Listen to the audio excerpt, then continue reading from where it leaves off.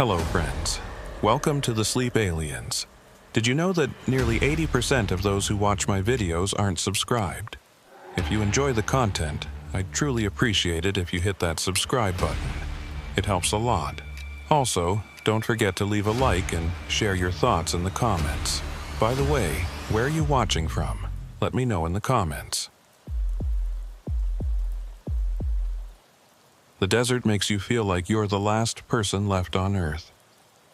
I've been to many desolate places in my life, but nothing can prepare you for the emptiness you feel in the Nevada desert at night. It's not just darkness surrounding you, but darkness that completely engulfs you. A silence so profound it makes your own heartbeat sound like thunder. My name is Evan Strickland.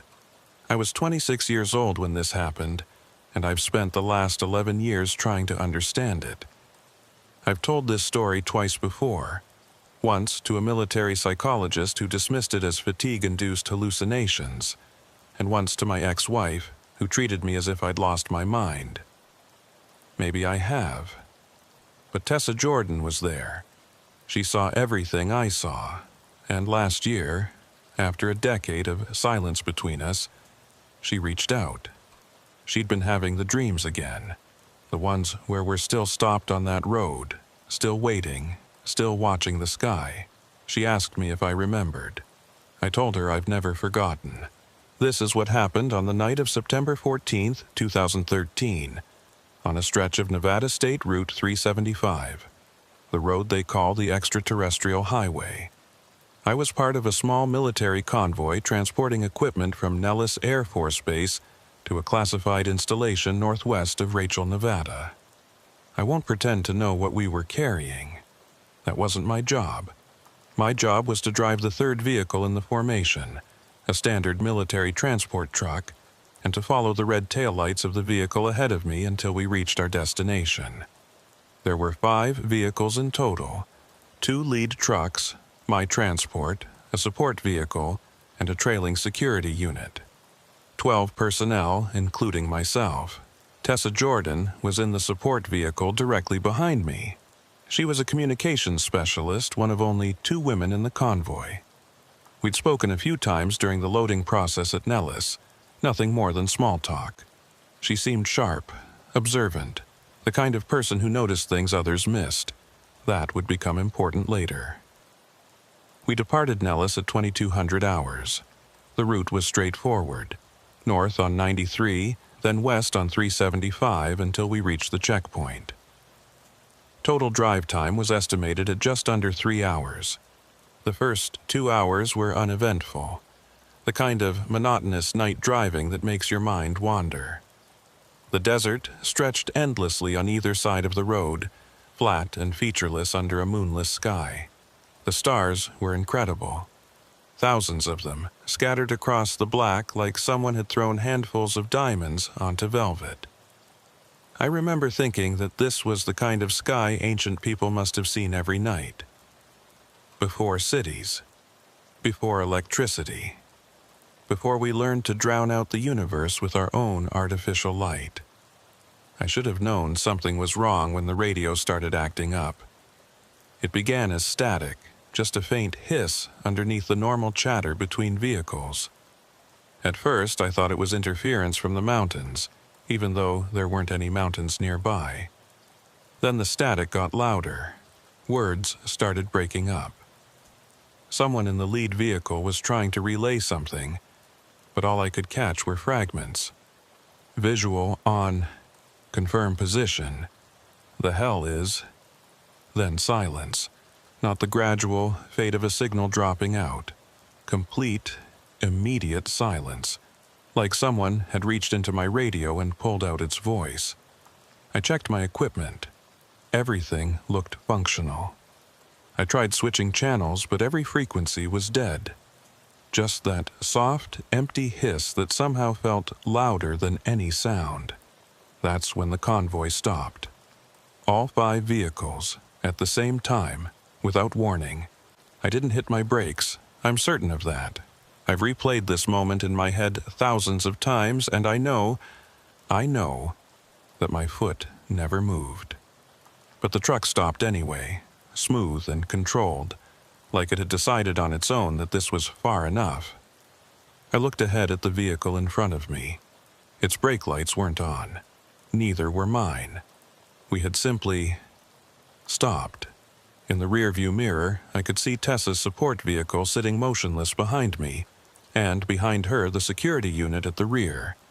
All of us, frozen in place on an empty stretch of road in the middle of nowhere. Nobody moved, nobody got out. For what felt like minutes but was probably only seconds, we all just sat there in our vehicles, waiting. For what, I didn't know. Then I looked up. The stars were gone. Not all of them, just a section of the sky directly ahead of us.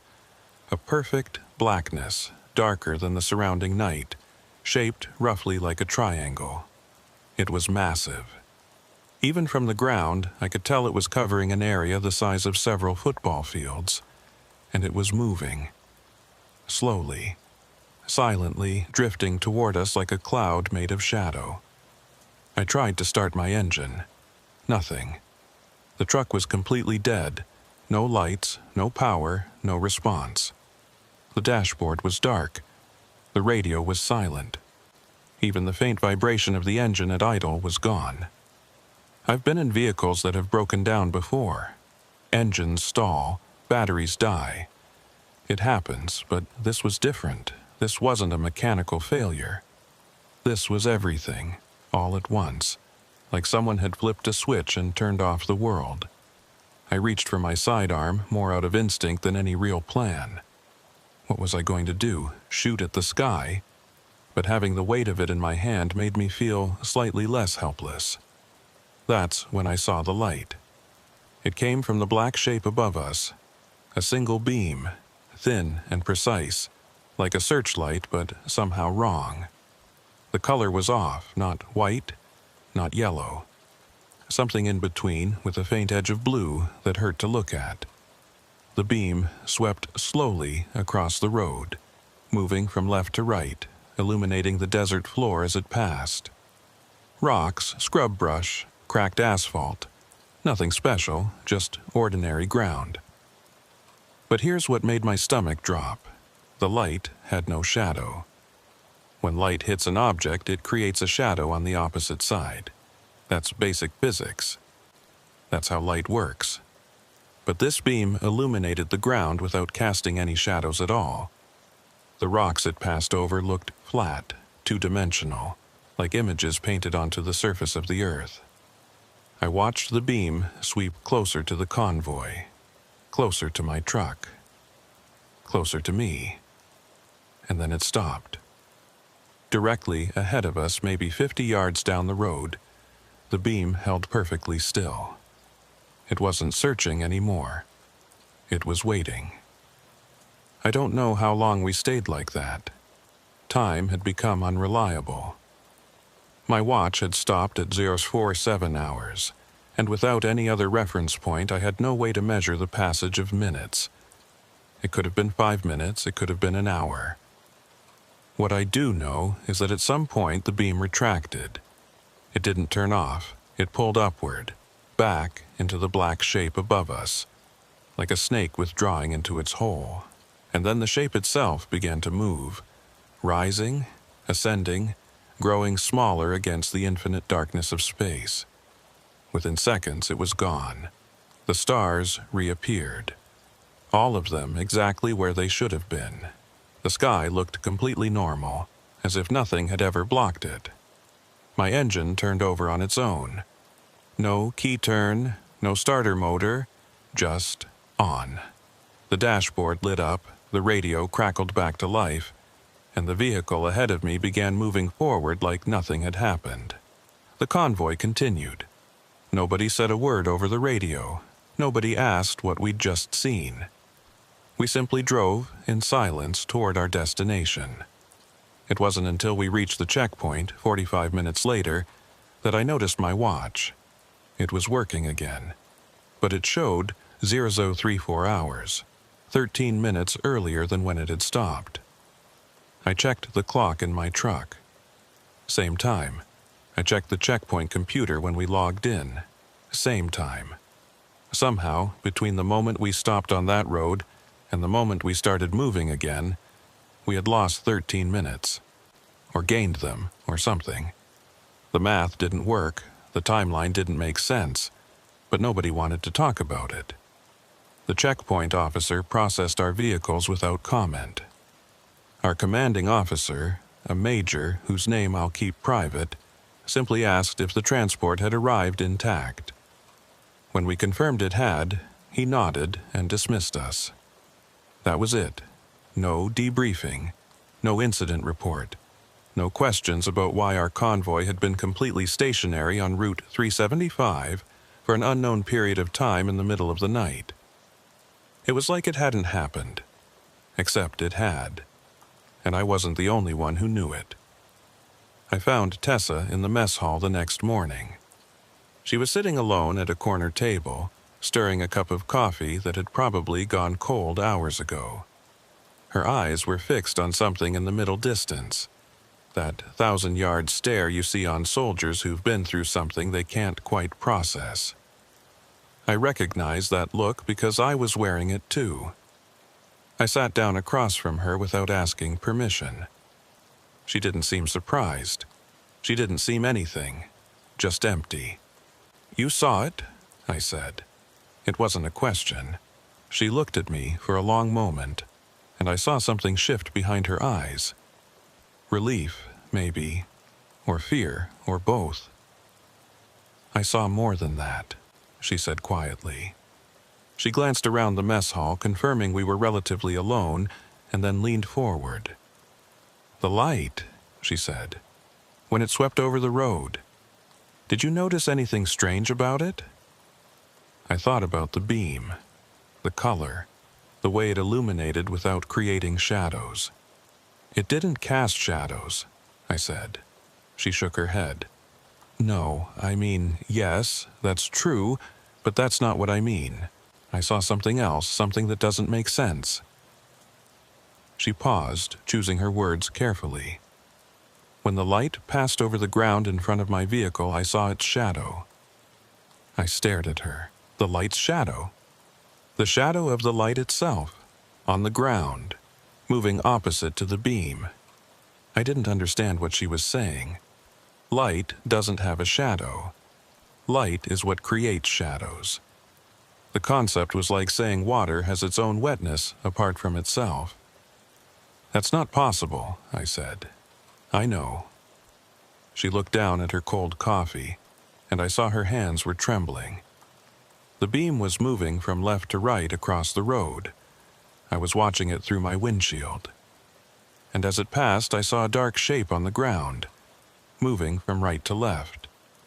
Opposite direction, like a reflection, but not. Like the light and its absence were two separate things, traveling independently. I wanted to tell her she'd been tired, that the stress of the situation had made her see things, that the human brain, under extreme circumstances, can play tricks on perception. But I'd seen the beam too. I'd watched it sweep across the desert without casting shadows on the rocks and scrub, and I'd felt that same wrongness, that deep, instinctive sense that what we were witnessing didn't belong in any world we understood. "Did you tell anyone?" I asked. She laughed, but there was no humor in it. "Who would I tell? The major? He'd have me sent for psych evaluation. My CO? He'd write it off as fatigue and tell me to get some sleep." She was right. The military doesn't have a protocol for this.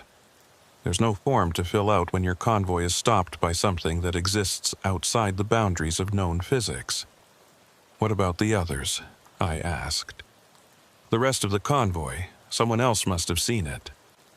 Tessa shook her head. "I tried talking to Martinez this morning. He was in the security vehicle behind me. I asked if he'd noticed anything unusual during the transport. He looked at me like I was crazy and said the whole thing was routine." Routine? Those were his exact words. A routine transport, no incidents. I felt something cold settle into my chest, because Martinez had been behind all of us. He'd had a clear view of the entire convoy. There was no way he could have missed the lights, the shape in the sky, the simultaneous stopping of all 5 vehicles, unless he didn't remember. "What about your vehicle logs?" I asked. "The GPS tracking, the fuel consumption, the engine data. There should be a record of the stop." Tessa's expression told me she'd already checked. The logs show continuous forward motion from Nellis to the checkpoint. No stops, no anomalies. According to the official record, we never pulled over. I sat back in my chair, trying to process this. The convoy had stopped. I knew it had stopped because I was there. I felt the truck come to a halt. I saw the dead instruments. I watched the beam sweep across the road. But the data said otherwise. Either the data was wrong, or we were. And I was increasingly certain it wasn't us. "There's something else," Tessa said, lowering her voice even further. "When we reached the checkpoint, I checked the perimeter cameras, the ones that monitor the approach road. They're always recording, 24/7. Motion activated with continuous backup. And there's a gap, a 13-minute gap in the footage, starting at 0034 hours and ending at 0047. The system shows an error code for that period, something about a power fluctuation. But the backup generators at the checkpoint run independent of the main grid. They don't fluctuate. 13 minutes. The same 13 minutes that had vanished from my watch. "Did you report it?" I asked. I mentioned it to the tech on duty. He said it happens sometimes, especially during dust storms. Electrical interference. Nothing to worry about. But there wasn't a dust storm. "No," she agreed. "There wasn't." We sat in silence for a long moment.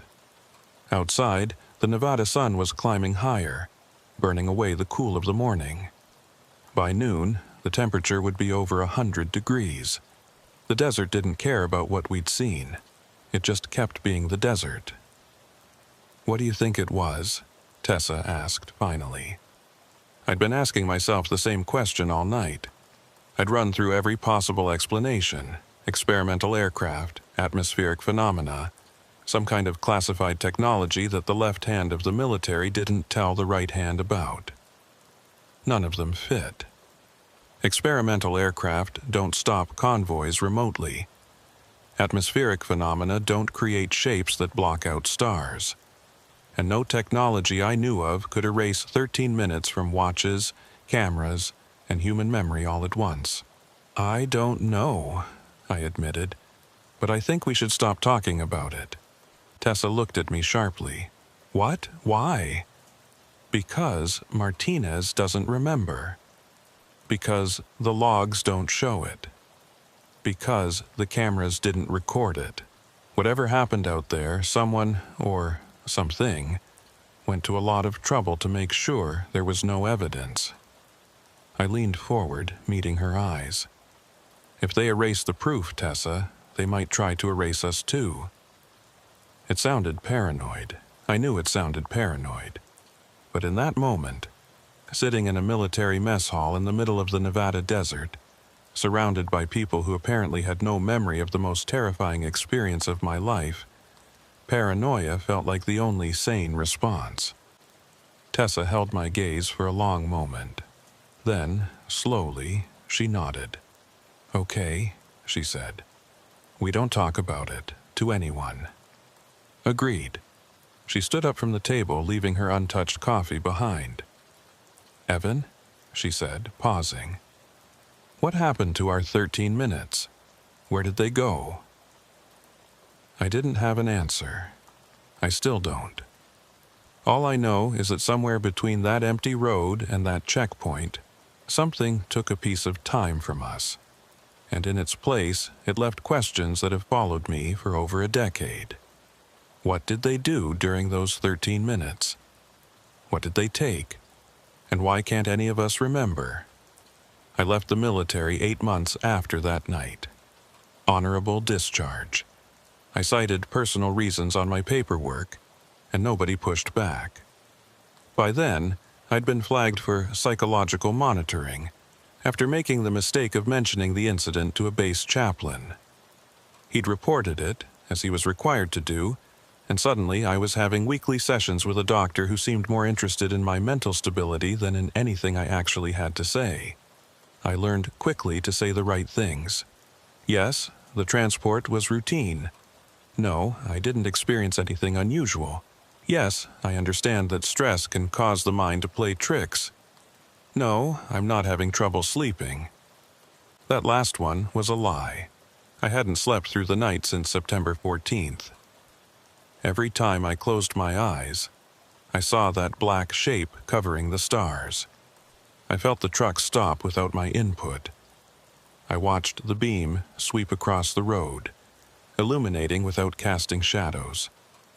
And sometimes in the space between waking and sleeping, I remembered things. Fragments, images, sensations that didn't belong to any moment I could consciously recall. A room with curved walls that seemed to pulse with a faint bluish light. A table, cold and smooth. It wasn't metal or plastic or anything I recognized. Figures standing at the edges of my vision, always just out of focus, always watching. And voices, not speaking exactly. More like thoughts that didn't belong to me, pressing against the inside of my skull, asking questions in a language that had no words. I never told the military psychologist about those fragments. I never told anyone, because saying them out loud would have meant accepting that they were real, and I wasn't ready to do that. I wasn't ready to believe that something had happened during those 13 minutes. Something that had been taken from my memory but not entirely erased. So I left. I moved to Oregon, got a job driving trucks for a private logistics company, and tried to build a normal life. I got married, I got divorced. I kept driving, the desert stayed behind me, but it never really left. I didn't hear from Tessa for 10 years. When her message finally came, a Facebook request from an account with no profile picture and no mutual friends, I almost ignored it. I'd spent a decade trying to forget Route 375. The last thing I wanted was a reminder. But something made me accept. Maybe it was curiosity. Maybe it was that part of me that had never stopped wondering what really happened that night. Or maybe I just needed to know that I wasn't alone. Her message was short. Evan, I've been having dreams. Have you? I stared at those 8 words for a long time before I replied. Yes. 3 days later, we met at a diner in Boise, roughly halfway between her home in Colorado and mine in Oregon. She looked older than I remembered. Lines around her eyes, gray threading through her dark hair, but her gaze was the same, sharp, observant, the kind of eyes that didn't miss anything. We ordered coffee neither of us intended to drink and sat in a booth by the window. "Tell me about the dreams," she said. I told her about the curved room, the cold table, the figures at the edges, the thoughts that felt like questions without words. She listened without interrupting, and when I finished, she nodded slowly. "Mine are different," she said, "but the same." She described standing in a field that wasn't a field. A flat, endless surface covered in something that looked like grass but didn't feel like grass, didn't move like grass. The sky above was wrong, somehow. Too close, too still. No sun, no moon, no stars, just a uniform grayish light that seemed to come from everywhere at once. And there were sounds, clicks and hums and rhythmic pulses that might have been language or might have been machinery. She could never tell. "I've had the same dream at least 50 times in the past year," she said. "Always the same location, always the same sounds. And every time I wake up, I check my clock. Why? Because time is always wrong. I go to sleep at midnight. I dream for what feels like hours, and when I wake up, my clock says 12:03, or 12:07, or 12:11. Never more than 15 minutes. But in the dream, I'm there for ages. I thought about my own experiences. The fragments came less frequently now, maybe once a month, but when they did, they left me disoriented for days. I did some research, Tessa continued. I know we agreed not to talk about it, but I couldn't stop thinking. I needed to understand. What did you find? She hesitated, glancing around the diner. A few other patrons sat at scattered tables, a family with young children, an elderly couple sharing a pie, but none of them were paying any attention to us. Route 375, she said quietly. The Extraterrestrial Highway. It's been called that since '96. Officially, it's a joke, a tourism gimmick. Unofficially, there have been hundreds of reports over the decades. Lights in the sky, missing time, stopped vehicles, memory gaps. UFO enthusiast stuff, I said, though even as I dismissed it, I knew it wasn't that simple. Some of it, yes, but not all. She leaned forward. I found a declassified report from the 1970s. Air Force investigation into anomalous activity near what's now Area 51. The report concluded that the sightings were misidentified aircraft, experimental jets, weather balloons, the usual explanations. So the report was only partially declassified. Whole sections are still redacted. And one of the witnesses mentioned in the unredacted portions, a highway patrol officer who reported his vehicle stopping inexplicably during a night shift, disappeared from all public records 6 months after giving his statement. Disappeared how? Just gone. No death certificate, no change of address, no employment records. It's like he never existed. The coffee sat untouched between us. Outside the window, a truck pulled into the parking lot, its headlights sweeping across the glass. Evan, Tessa said, I think something happened to us that night. Something more than what we remember, and I think we're not supposed to know about it. The memory gaps, I said. The dreams, the fragments. Yes, like pieces of a puzzle we're not allowed to see, except sometimes the pieces slip through. I thought about all the nights I'd woken up sweating, certain that I'd just been somewhere else. All the times I'd found myself standing in my kitchen with no memory of getting out of bed. All the mornings I'd noticed bruises on my arms or legs that I couldn't explain. I'd told myself it was nothing. Stress, age. The normal wear and tear of a life spent mostly alone. But maybe it wasn't nothing. Why now? I asked. Why are the dreams getting worse after all these years? I don't know. Maybe whatever they did, whoever they are, is wearing off. Maybe the mind can only suppress so much before it starts leaking. Or maybe... She trailed off. Maybe what? Maybe they're coming back. The words hung in the air between us, heavy and terrible. Last month, she said, I was driving home from a late shift. It was about 2 a.m., empty road, middle of nowhere, Colorado, and my car stopped. I felt my blood go cold. Stopped how? Just stopped, engine died, lights went out, everything. I sat there for maybe 30 seconds and then it came back on by itself, like nothing had happened. Did you see anything? She shook her head slowly. No, the sky was clear. No strange lights, no shapes blocking the stars. But Evan, I checked my clock when I got home. I'd lost 7 minutes. 7 minutes, not 13, but the pattern was the same.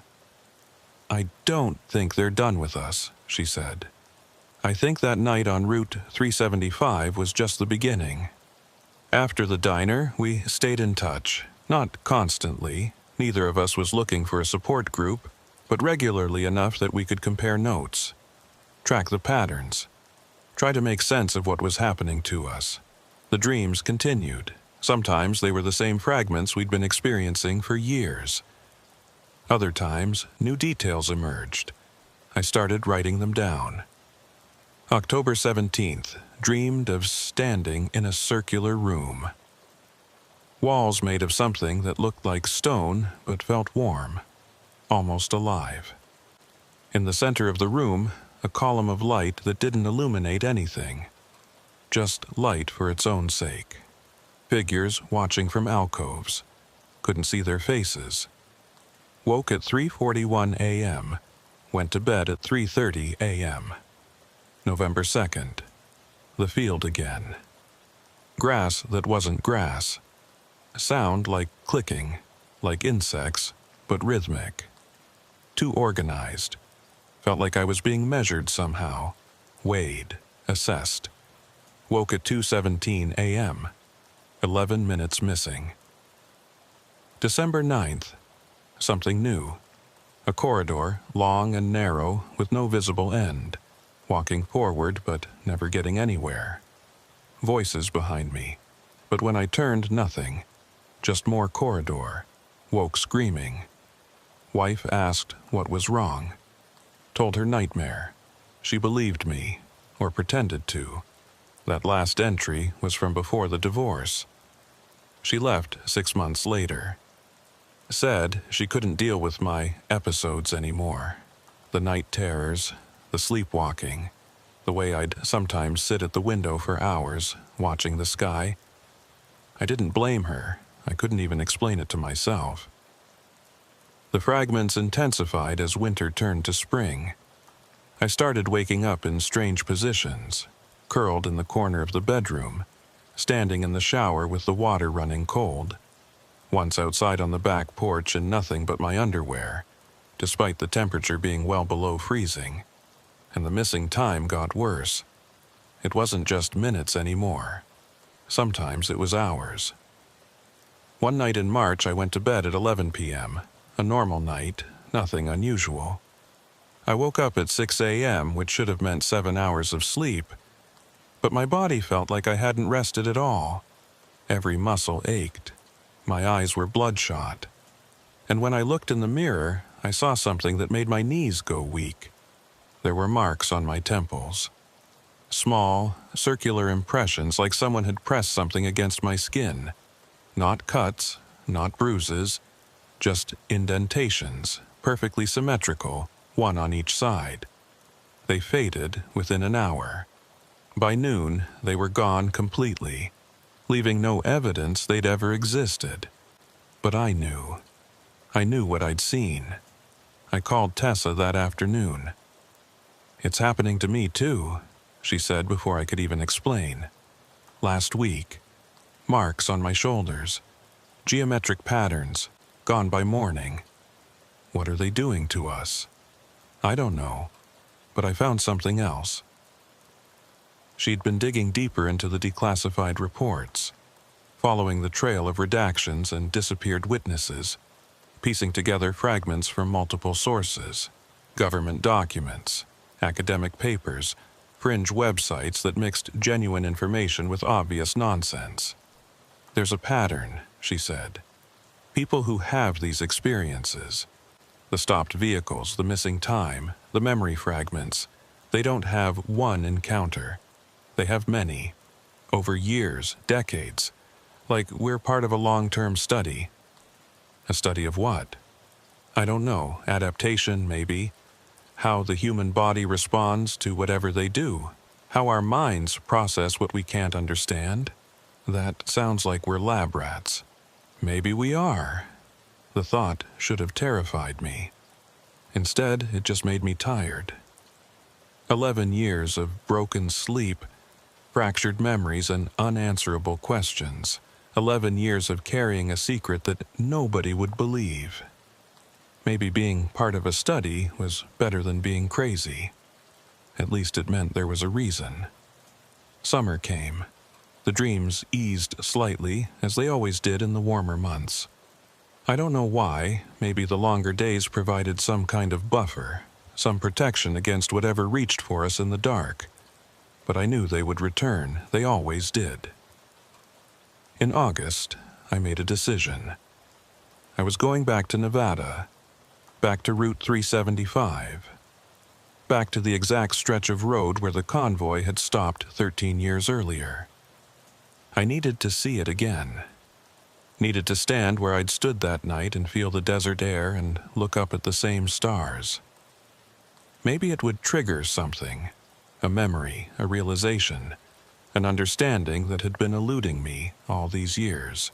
Or maybe I just needed to confront the place that had changed my life forever. Tessa came with me. We drove down from Oregon in my truck, taking back roads and avoiding highways whenever possible. Neither of us talked much. We didn't need to. We both knew why we were there. We arrived at dusk. The desert was exactly as I remembered it. Flat and endless, painted in shades of orange and purple by the setting sun. Route 375 stretched into the distance like a black ribbon laid across the sand. Empty. Silent. Waiting. We parked at the approximate spot where the convoy had stopped. I couldn't be sure of the exact location. There were no landmarks, no mile markers that I recognized, but it felt right. The air felt right. The quality of the silence felt right.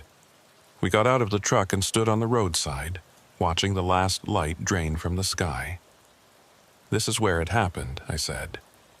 Tessa nodded. She was scanning the horizon, her eyes moving slowly across the empty landscape.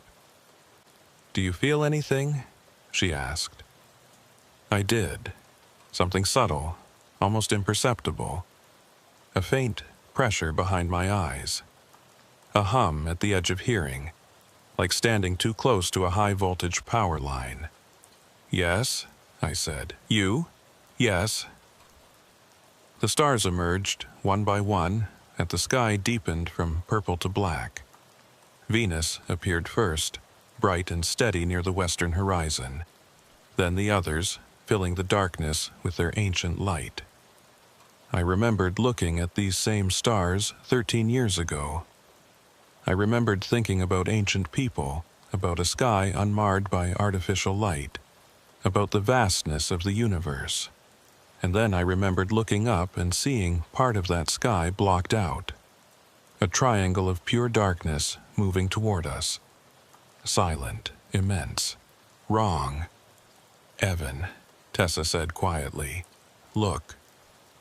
She was pointing east toward the empty desert beyond the road.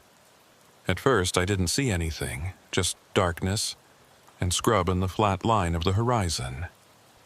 Then I did. A light, small and distant, hovering maybe 100 feet above the ground. Not moving, just there, watching. As I stared, a second light appeared beside it. Then a third. They weren't the right color. Not white, not yellow, something in between, with that faint edge of blue that had haunted my dreams for over a decade. "They're here," Tessa whispered. I should have been afraid. I should have gotten back in the truck and driven away as fast as I could, but I was frozen, rooted to the spot, unable to look away from the lights. They began to move, slowly at first, then faster. Not toward us, around us, circling like predators assessing prey. And as they circled, I felt something change. The pressure behind my eyes intensified. The hum became a tone, then a chord, then something too complex to be called sound at all. My vision started to blur at the edges. I felt my feet leave the ground. Not far, just an inch or two. But unmistakably, undeniably, I was being lifted. Beside me, Tessa was rising too. Her eyes were wide, her mouth open in a silent scream, but her body was calm, limp, like a puppet with its strings cut. And then, as suddenly as it had begun, it stopped. I dropped back to the asphalt, stumbling but staying on my feet. Tessa landed beside me, catching herself on the side of the truck. The lights were gone. The sky was clear. The stars shone down on us, unchanged, eternal, as if nothing had happened. I looked at my watch. It had been 9:17 p.m. when we arrived. It was now 9:04 p.m., 13 minutes. gone again, or returned, or something. Tessa was crying. Not sobbing, not screaming, just tears streaming down her face, silent and unstoppable. "I remember," she whispered. "Evan, I remember." "What do you remember?" She looked at me, and in her eyes I saw everything we'd been searching for.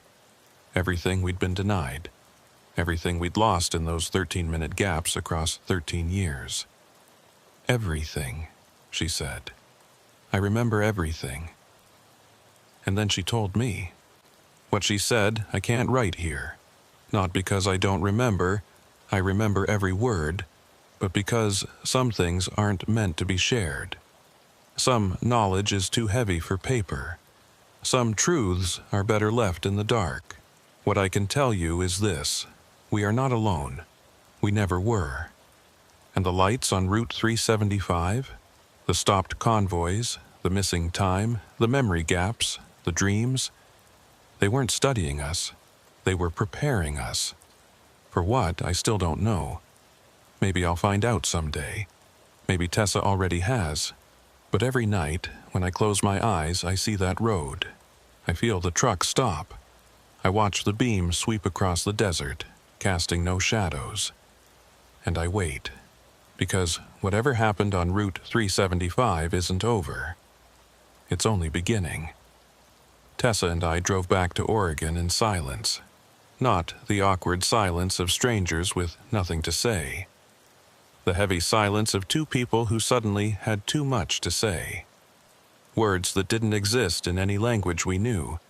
Concepts that slipped away the moment we tried to grasp them. She had remembered everything. For those few moments on Route 375, standing in the shadow of the lights that shouldn't exist, something had unlocked inside her mind. A door had opened, and through it, she'd seen 13 years of suppressed experiences flood back in perfect, terrible clarity. But by the time we reached the Oregon border, the details were already fading, like trying to hold water in your hands, like waking from a vivid dream and watching it dissolve in the morning light. She could feel the shape of what she'd remembered, but the specifics kept slipping away. "It's like they're taking it back," she said, somewhere around Burns, staring out the passenger window at the empty highway. "Whatever let me remember, it's closing again. I can feel it closing. What can you still recall?" She pressed her palm against the glass, leaving a faint print of condensation. Impressions. Sensations. A room that wasn't a room. Time that wasn't time. And... She trailed off. And what? Others. People like us. Hundreds of them, maybe thousands. All connected, somehow. All part of the same. She struggled for the word. "Program?" I suggested. "No, not a program. Programs have purposes. This felt more like observation, long-term observation, generations of it." I gripped the steering wheel tighter. Generations? I saw faces I recognized, Evan, not people I know, people I've seen in photographs, old photographs, my grandmother, my great-uncle who died before I was born. They were there too. Or they had been. At some point, in the same rooms, under the same lights. The implications of what she was saying made my head spin. If whatever had taken us had been operating for generations, if our families had been part of this for decades, maybe longer, then what we experienced on Route 375 wasn't a random encounter. It was inheritance. Maybe that's why we were in that convoy, I said slowly, thinking out loud. Maybe we weren't assigned there randomly. Maybe we were put together on purpose. Tessa turned to look at me. "You think the military knows? Someone knows. Someone has to. You don't lose 13 minutes of footage from a checkpoint camera without someone noticing. You don't have a convoy stop in the middle of the desert without someone asking questions. But Martinez didn't remember. Nobody remembered except us. Right. Which means either we're immune to whatever makes people forget, or we're supposed to remember." The words hung between us like a challenge. Why would they want us to remember? What possible purpose could it serve to leave us with fragments, with dreams, with just enough awareness to know something had happened without understanding what? Unless that was the point. Unless the fragments themselves were the payload. Seeds planted in our minds, slowly germinating over years, preparing us for something we couldn't yet comprehend. We stopped for gas in a small town whose name I've forgotten. While Tessa used the restroom, I stood by the pump, watching the numbers climb on the display. A man approached me from across the lot. He was unremarkable in every way, medium height, medium build, wearing a plain gray jacket and jeans, the kind of person you'd pass on the street without a second glance. But something about the way he moved set off alarm bells in the back of my mind. Too smooth, too deliberate. Like someone who had studied human walking and was doing their best to replicate it. "Evan Strickland," he said. It wasn't a question. I let go of the pump handle, turning to face him directly. "Who's asking?" He smiled, but the expression didn't reach his eyes. "Someone who's been waiting a long time to talk to you. Both of you, actually. You and Ms. Jordan." "I don't know what you're talking about." "Yes, you do." He stepped closer, close enough that I could smell something faintly chemical on his breath. Not unpleasant, just wrong. "You went back to the road. You stood where the convoy stopped, and you felt them watching." My hand drifted toward my pocket, where I kept a small folding knife. Not much of a weapon, but better than nothing. "Easy," the man said, raising his palms. "I'm not here to hurt you. I'm here to explain." "Explain what?" "What they want, why they chose you, what happens next." Behind me, I heard the gas station door open. Tessa emerged, spotted the man, and froze. "It's all right," the man called to her.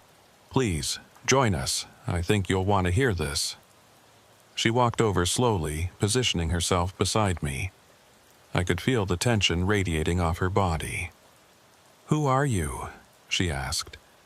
"My name isn't important. What's important is what I represent."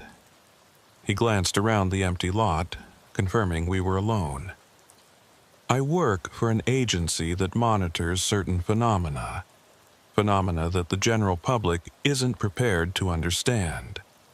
"Government?" "In a manner of speaking. We exist in the spaces between official channels. We document what can't be documented. We track what can't be tracked."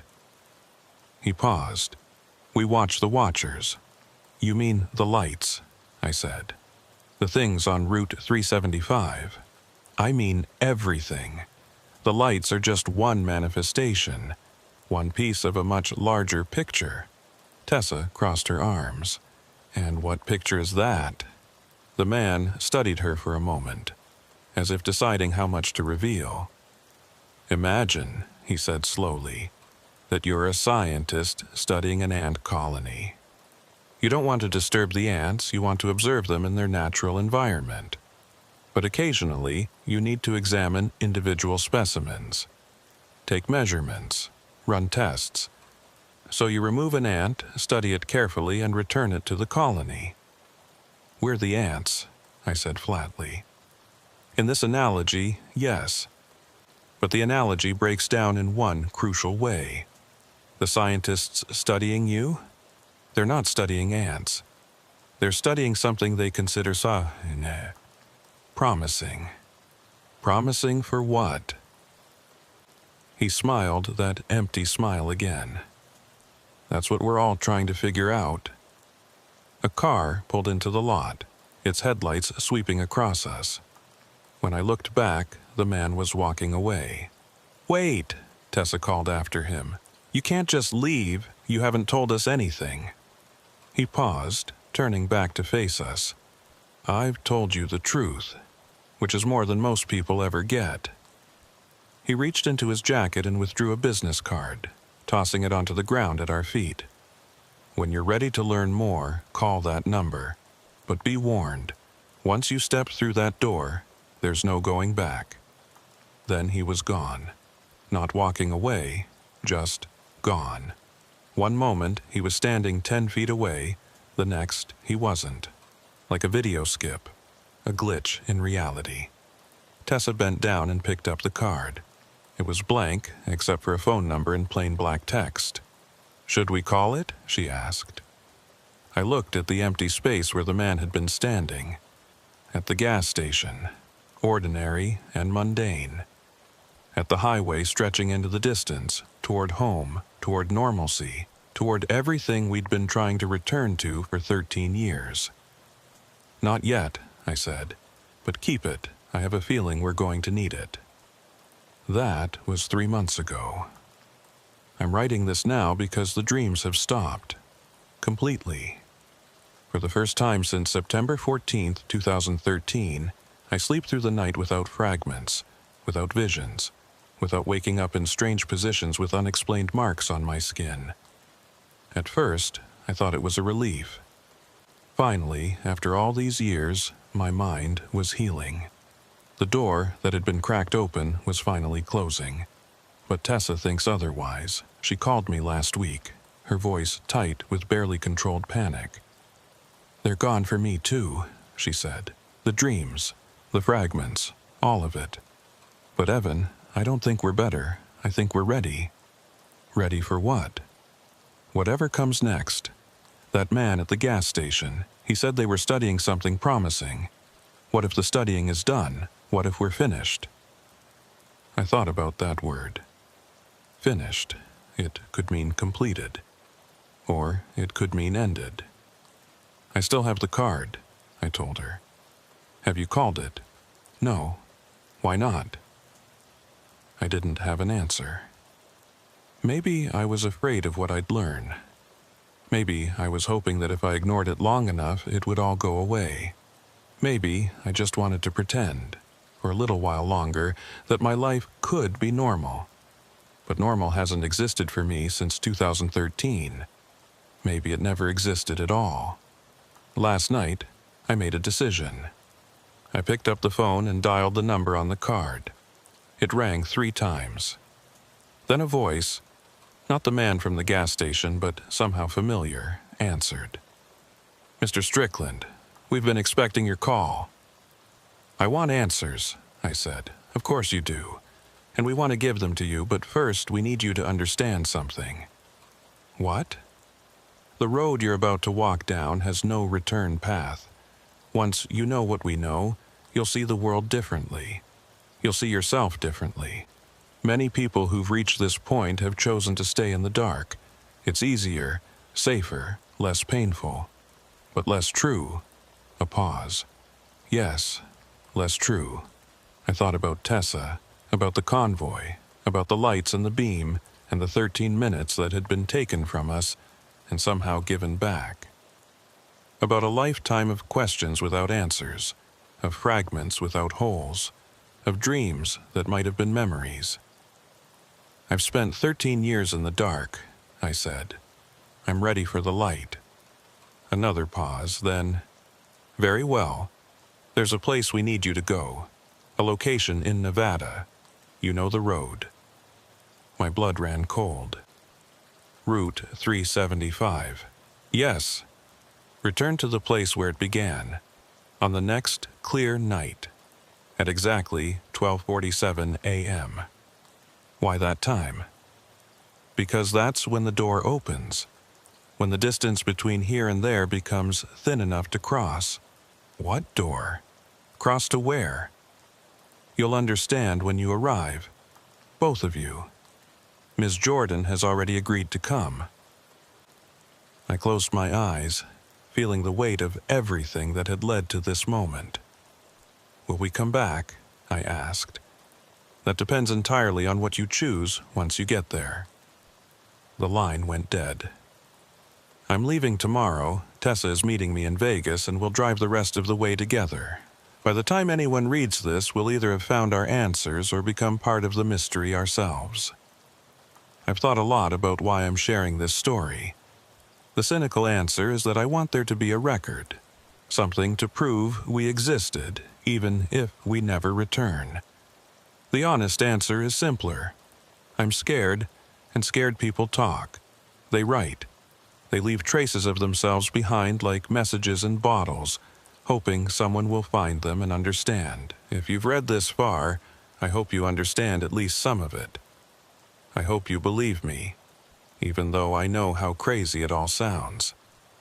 And I hope that if the lights ever stop your car on a lonely road, if time ever slips away from you without explanation, if you ever wake up with fragments of memories that don't belong to any night you can recall, I hope you know that you're not alone.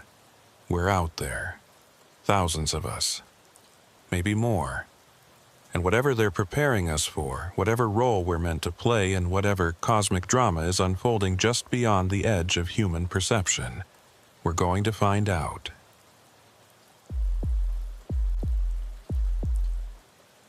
The thing about flying at night over the Nevada desert is that you stop trusting your eyes pretty quickly. I've logged over 3,000 hours in the cockpit of an F-16, and I can tell you that darkness does strange things to human perception. Stars become reference points. The horizon disappears. You rely on instruments because your senses will betray you the moment you stop paying attention. My name is Riley Moran. I was a captain in the United States Air Force, stationed at a base whose official name I'm not permitted to use. For the purposes of this account, I'll call it Ridgeline. It sat about 40 miles northwest of a town that doesn't appear on most civilian maps, surrounded by nothing but sand, scrub, and silence. I'm telling this story now because 23 years have passed, and silence has a way of rotting from the inside. What happened on the night of March 7th, 2002, changed everything I thought I knew about the sky, about evidence, about truth itself. And Lydia Sharp, wherever she is now, deserves to have her words heard. We are not alone. That's what everyone expects a story like this to conclude with. Some dramatic revelation about extraterrestrial life. But that's not what Lydia wrote in her final note before she disappeared from Ridgeline, and, as far as I can tell, from existence itself. What she wrote was simpler, and somehow far more terrifying. It's not us. 3 words, no context, no explanation. Just those 3 words, scrawled in her neat handwriting on a yellow legal pad, left on her desk in the radar analysis room. But I'm getting ahead of myself. Let me start with the flight. I was running a routine patrol along the eastern perimeter of restricted airspace. Nothing special, just a standard nighttime sortie, the kind I'd flown hundreds of times before. Clear skies. Visibility unlimited. The kind of night where you could see the Milky Way stretched across the darkness like a river of light. My call sign was Viper 7. I was alone in the aircraft, alone in the sky, alone with the hum of my engines and the soft green glow of my instruments. The first indication that something was wrong came from my radar warning receiver. A brief chirp. The kind of sound that usually means another aircraft has painted you with its targeting radar. Standard stuff when you're flying near military installations. There are always radars sweeping the sky, tracking everything that moves. But this chirp was different. It didn't repeat. It didn't cycle through frequencies like a normal radar sweep would. It was just one pulse, sharp, clear, and then nothing. I checked my instruments. Nothing on my own radar. No contacts within 50 miles. The sky around me was empty. Ridgeline Control, Viper 7, I radioed. Did you just paint me? A pause. Then the voice of the controller on duty, a woman whose name I later learned was Lydia Sharp. Negative, Viper 7. We show you alone in your sector. No other traffic. Copy that. I got a single RWR chirp about 30 seconds ago. Just confirming. Understood, Viper 7. We'll check our logs. Stand by. I waited.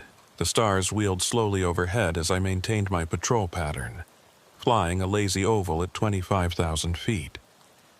Below me, the desert was a vast expanse of darkness, broken only by the occasional cluster of lights marking some isolated installation or forgotten township.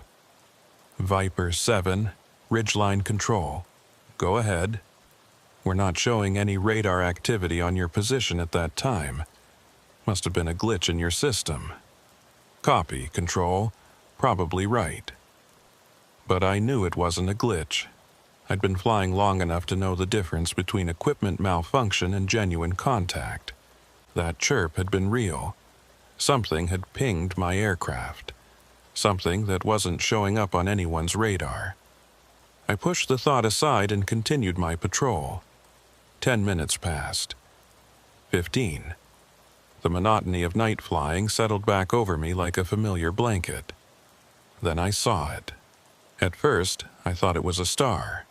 Just another point of light among the thousands already scattered across the sky. But stars don't move. And this one was moving, slowly, steadily, tracking a course roughly parallel to my own. I adjusted my heading slightly, turning toward the light to get a better look. As I did, I noticed something that made my stomach drop. The light was pacing me. When I turned, it turned. When I accelerated, it accelerated. Whatever it was maintaining a constant distance from my aircraft. Maybe 2 miles, maybe less. Close enough to see, too far to identify. Ridgeline Control, Viper 7. I have a visual on an unidentified light bearing 045 relative, approximately 2 miles. Do you have anything on radar? Another pause. Longer this time. Negative, Viper 7. We're not showing any contacts in your vicinity. Control. I'm looking right at it. It's definitely there. Can you describe it? I stared at the light, trying to make sense of what I was seeing. It wasn't a conventional aircraft. There were no navigation lights, no anti-collision strobes, no discernible shape beyond the light itself. Just a steady glow, slightly yellowish, like an old incandescent bulb. It's a single light source, no structure visible, no strobes or markers. It's moving parallel to my course, matching my speed exactly. Viper 7, can you close for a better look? I hesitated. Every instinct I had was telling me to maintain distance, to observe and report, to not engage with something I didn't understand. But I was also a pilot, and pilots are curious by nature. We don't like mysteries. Roger, Control, closing to investigate. I pushed the throttle forward, feeling the familiar surge of acceleration as the F-16 responded. The light ahead of me didn't change, didn't flee, didn't approach, didn't react in any way to my movement. And then, as I got closer, something happened that I still can't explain. The light started to grow, not like an aircraft getting closer, not like a star expanding as you approach. It was more like watching a balloon inflate, a slow, steady increase in size that had nothing to do with distance or perspective. Within seconds, the light had grown from a point to a disk that filled an uncomfortable portion of my forward view, a disk that was, I suddenly realized, directly in my flight path. I pulled back on the stick, throwing the F-16 into a sharp climb. The G-forces pressed me into my seat as the nose came up, as the altimeter spun upward, as I tried to put distance between myself and whatever was hovering in the darkness ahead. And then the light passed beneath me. I caught a glimpse of it as I climbed, just a fraction of a second, just long enough to register what I was seeing. A shape that wasn't quite circular, wasn't quite anything. Edges that seemed to blur and shift, like looking at something through heat shimmer. And silence. Complete, absolute silence. At 25,000 feet, in a jet aircraft screaming through the sky at nearly 500 miles per hour, there is always sound. Engine noise. Wind buffeting. the 1,000 small vibrations of a machine in flight. But for that one moment, that fraction of a second as the light passed beneath me, there was nothing. No sound at all. As if someone had reached into the universe and turned off the volume. Then it was gone. I leveled off, hands shaking on the controls, heart hammering in my chest. The sky around me was empty again. The stars were back. The distant hum of my engines filled the cockpit like an old friend returning. Ridgeline Control, Viper 7. My voice was steadier than I expected. Go ahead, Viper 7. I had a close pass with that unknown. Very close. It went right under me. Say again, Viper 7. Something just passed beneath my aircraft. No collision, no damage, but it was right there, Control. Right beneath me. Silence on the radio. A long, uncomfortable silence, then, Viper 7, we're showing no contacts on radar. Repeat, no contacts. Are you certain of what you observed? I thought about that question. Was I certain? I'd seen something. I'd felt the absence of sound. I'd watched a light grow and move in ways that defied explanation. But what could I say? What could I report that wouldn't make me sound like I'd lost my mind? Control. I'm certain I observed something. Whether radar confirms or not, something was out here with me. Another pause. Then a different voice. Male this time, older, with the clipped tone of someone in command. Viper 7, this is Colonel Harrison. Return to base immediately. Do not discuss this transmission with anyone until we've had a chance to debrief you. Acknowledge. Acknowledged, Colonel. Viper 7, RTB. I turned the aircraft toward home, leaving the empty sky behind me. But even as I flew, I couldn't shake the feeling that I wasn't alone. That something was still out there. Watching. I landed at Ridgeline at 0347 hours. The moment my wheels touched the runway, I knew something was different. The usual ground crew was there, but so were 3 black SUVs parked near the hangar. Men in suits stood beside them, watching my aircraft taxi in with expressions that gave nothing away. Colonel Harrison met me on the tarmac. He was a tall man, gray at the temples, with the kind of face that had seen too much and said too little. Behind him, the suited men waited in silence. "Captain Moran," he said as I climbed down from the cockpit. "Good to have you back safe." "Thank you, sir. We're going to need to debrief you immediately." "Of course, sir. I expected as much." He nodded, but there was something in his eyes that I didn't like. Not suspicion exactly, more like concern. The kind of concern you see in doctors' faces when they're about to deliver bad news. "These gentlemen are from the Office of Special Investigations," he said, gesturing to the suits. "They have some questions for you." I spent the next 4 hours in a windowless room, recounting every detail of my flight. The chirp on my RWR, the light that paced me, the close pass, the silence, the moment when the universe seemed to hold its breath. They recorded everything, they took notes, they asked me to describe the same events over and over in different orders from different angles, looking for inconsistencies, looking for signs of fabrication or delusion. I gave them nothing but the truth. When it was over, one of the investigators, a man with no name tag and no expression, leaned forward across the table. "Captain Moran, we're going to need you to sign a non-disclosure agreement regarding tonight's events." I assumed as much. You understand that discussing this with anyone, family, friends, fellow officers, would be a violation of national security protocols. I understand. Good. He slid a document across the table. "Sign here." I signed. As I left the room, Colonel Harrison was waiting in the corridor. "Captain," he said quietly, "a word of advice." "Sir?" "What you saw tonight, or what you think you saw, it's not the first time. Won't be the last. The best thing you can do is forget about it. Move on. Don't go looking for answers you're not cleared to find. I met his eyes. Has this happened before, sir? Other pilots? Other sightings? He didn't answer. He just looked at me with that same expression of guarded concern, then turned and walked away. I should have taken his advice. I should have signed my form, filed my report, and gone back to flying patrol missions like nothing had happened. But I couldn't stop thinking about the silence. That moment when the light passed beneath me and the world went mute. It wasn't natural, it wasn't possible. Sound doesn't just stop.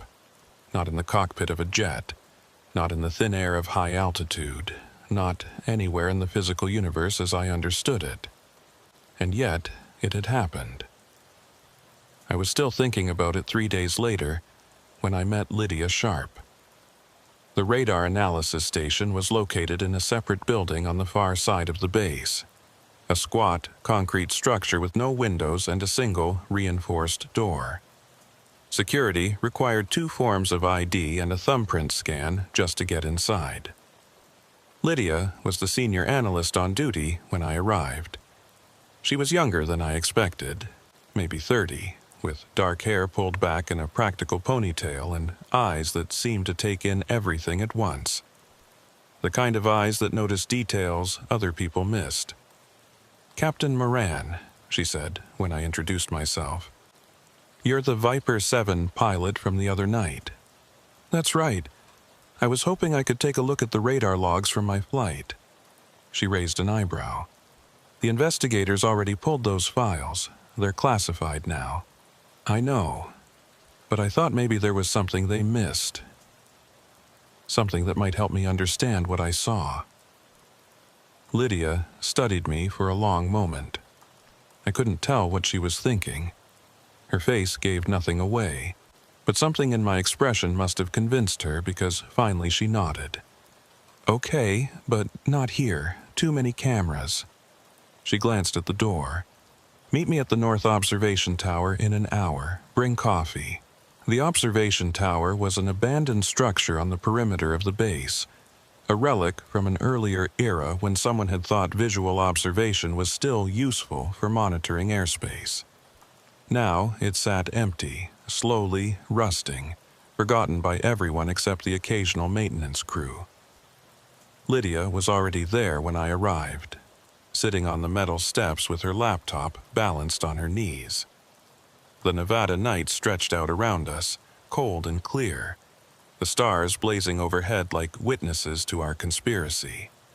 I handed her a thermos of coffee. She poured herself a cup without comment. "I pulled the files before the investigators could lock them down," she said. "Made a copy. Probably a court-martial offense, but..." She shrugged. I needed to understand. Understand what? She turned the laptop toward me. The screen showed a radar display, a familiar pattern of concentric circles with a central point marking the installation. A single blip moved across the display, tracing the patrol route I'd flown that night. "That's you," Lydia said, pointing to the blip. "Viper 7. I've got continuous tracking from the moment you took off to the moment you landed." "Okay. Now watch this." She pressed a key, and the display jumped forward in time. The timestamp read Usher231, 14 minutes after my first RWR chirp, around the time I'd started closing on the unknown light. "There," she said. At first, I didn't see anything unusual, just my blip moving steadily across the display. But then I noticed something at the edge of the screen, a faint shimmer, like heat distortion on a summer highway. A patch of static that moved with purpose. What is that? That's what I've been trying to figure out. Lydia zoomed in on the shimmer.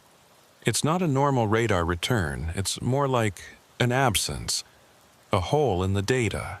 A hole? The radar beam is bouncing back from everything else. You, the ground, even dust particles in the air. But this spot right here, it's like the beam goes in and doesn't come back. like something is absorbing it. I stared at the display, trying to make sense of what I was seeing. The shimmer was tracking alongside my blip, maintaining that same 2-mile distance I'd observed from the cockpit. It was pacing me, I said, just like I reported. Yes, but here's where it gets strange. She pressed another key. The display jumped forward again to 0234, the moment of the close pass. The shimmer was directly beneath my blip now, close enough that the two returns almost merged. And then, as I watched, my blip flickered, not disappeared. Flickered like a light bulb with a bad connection. I've never seen anything like that, Lydia said quietly.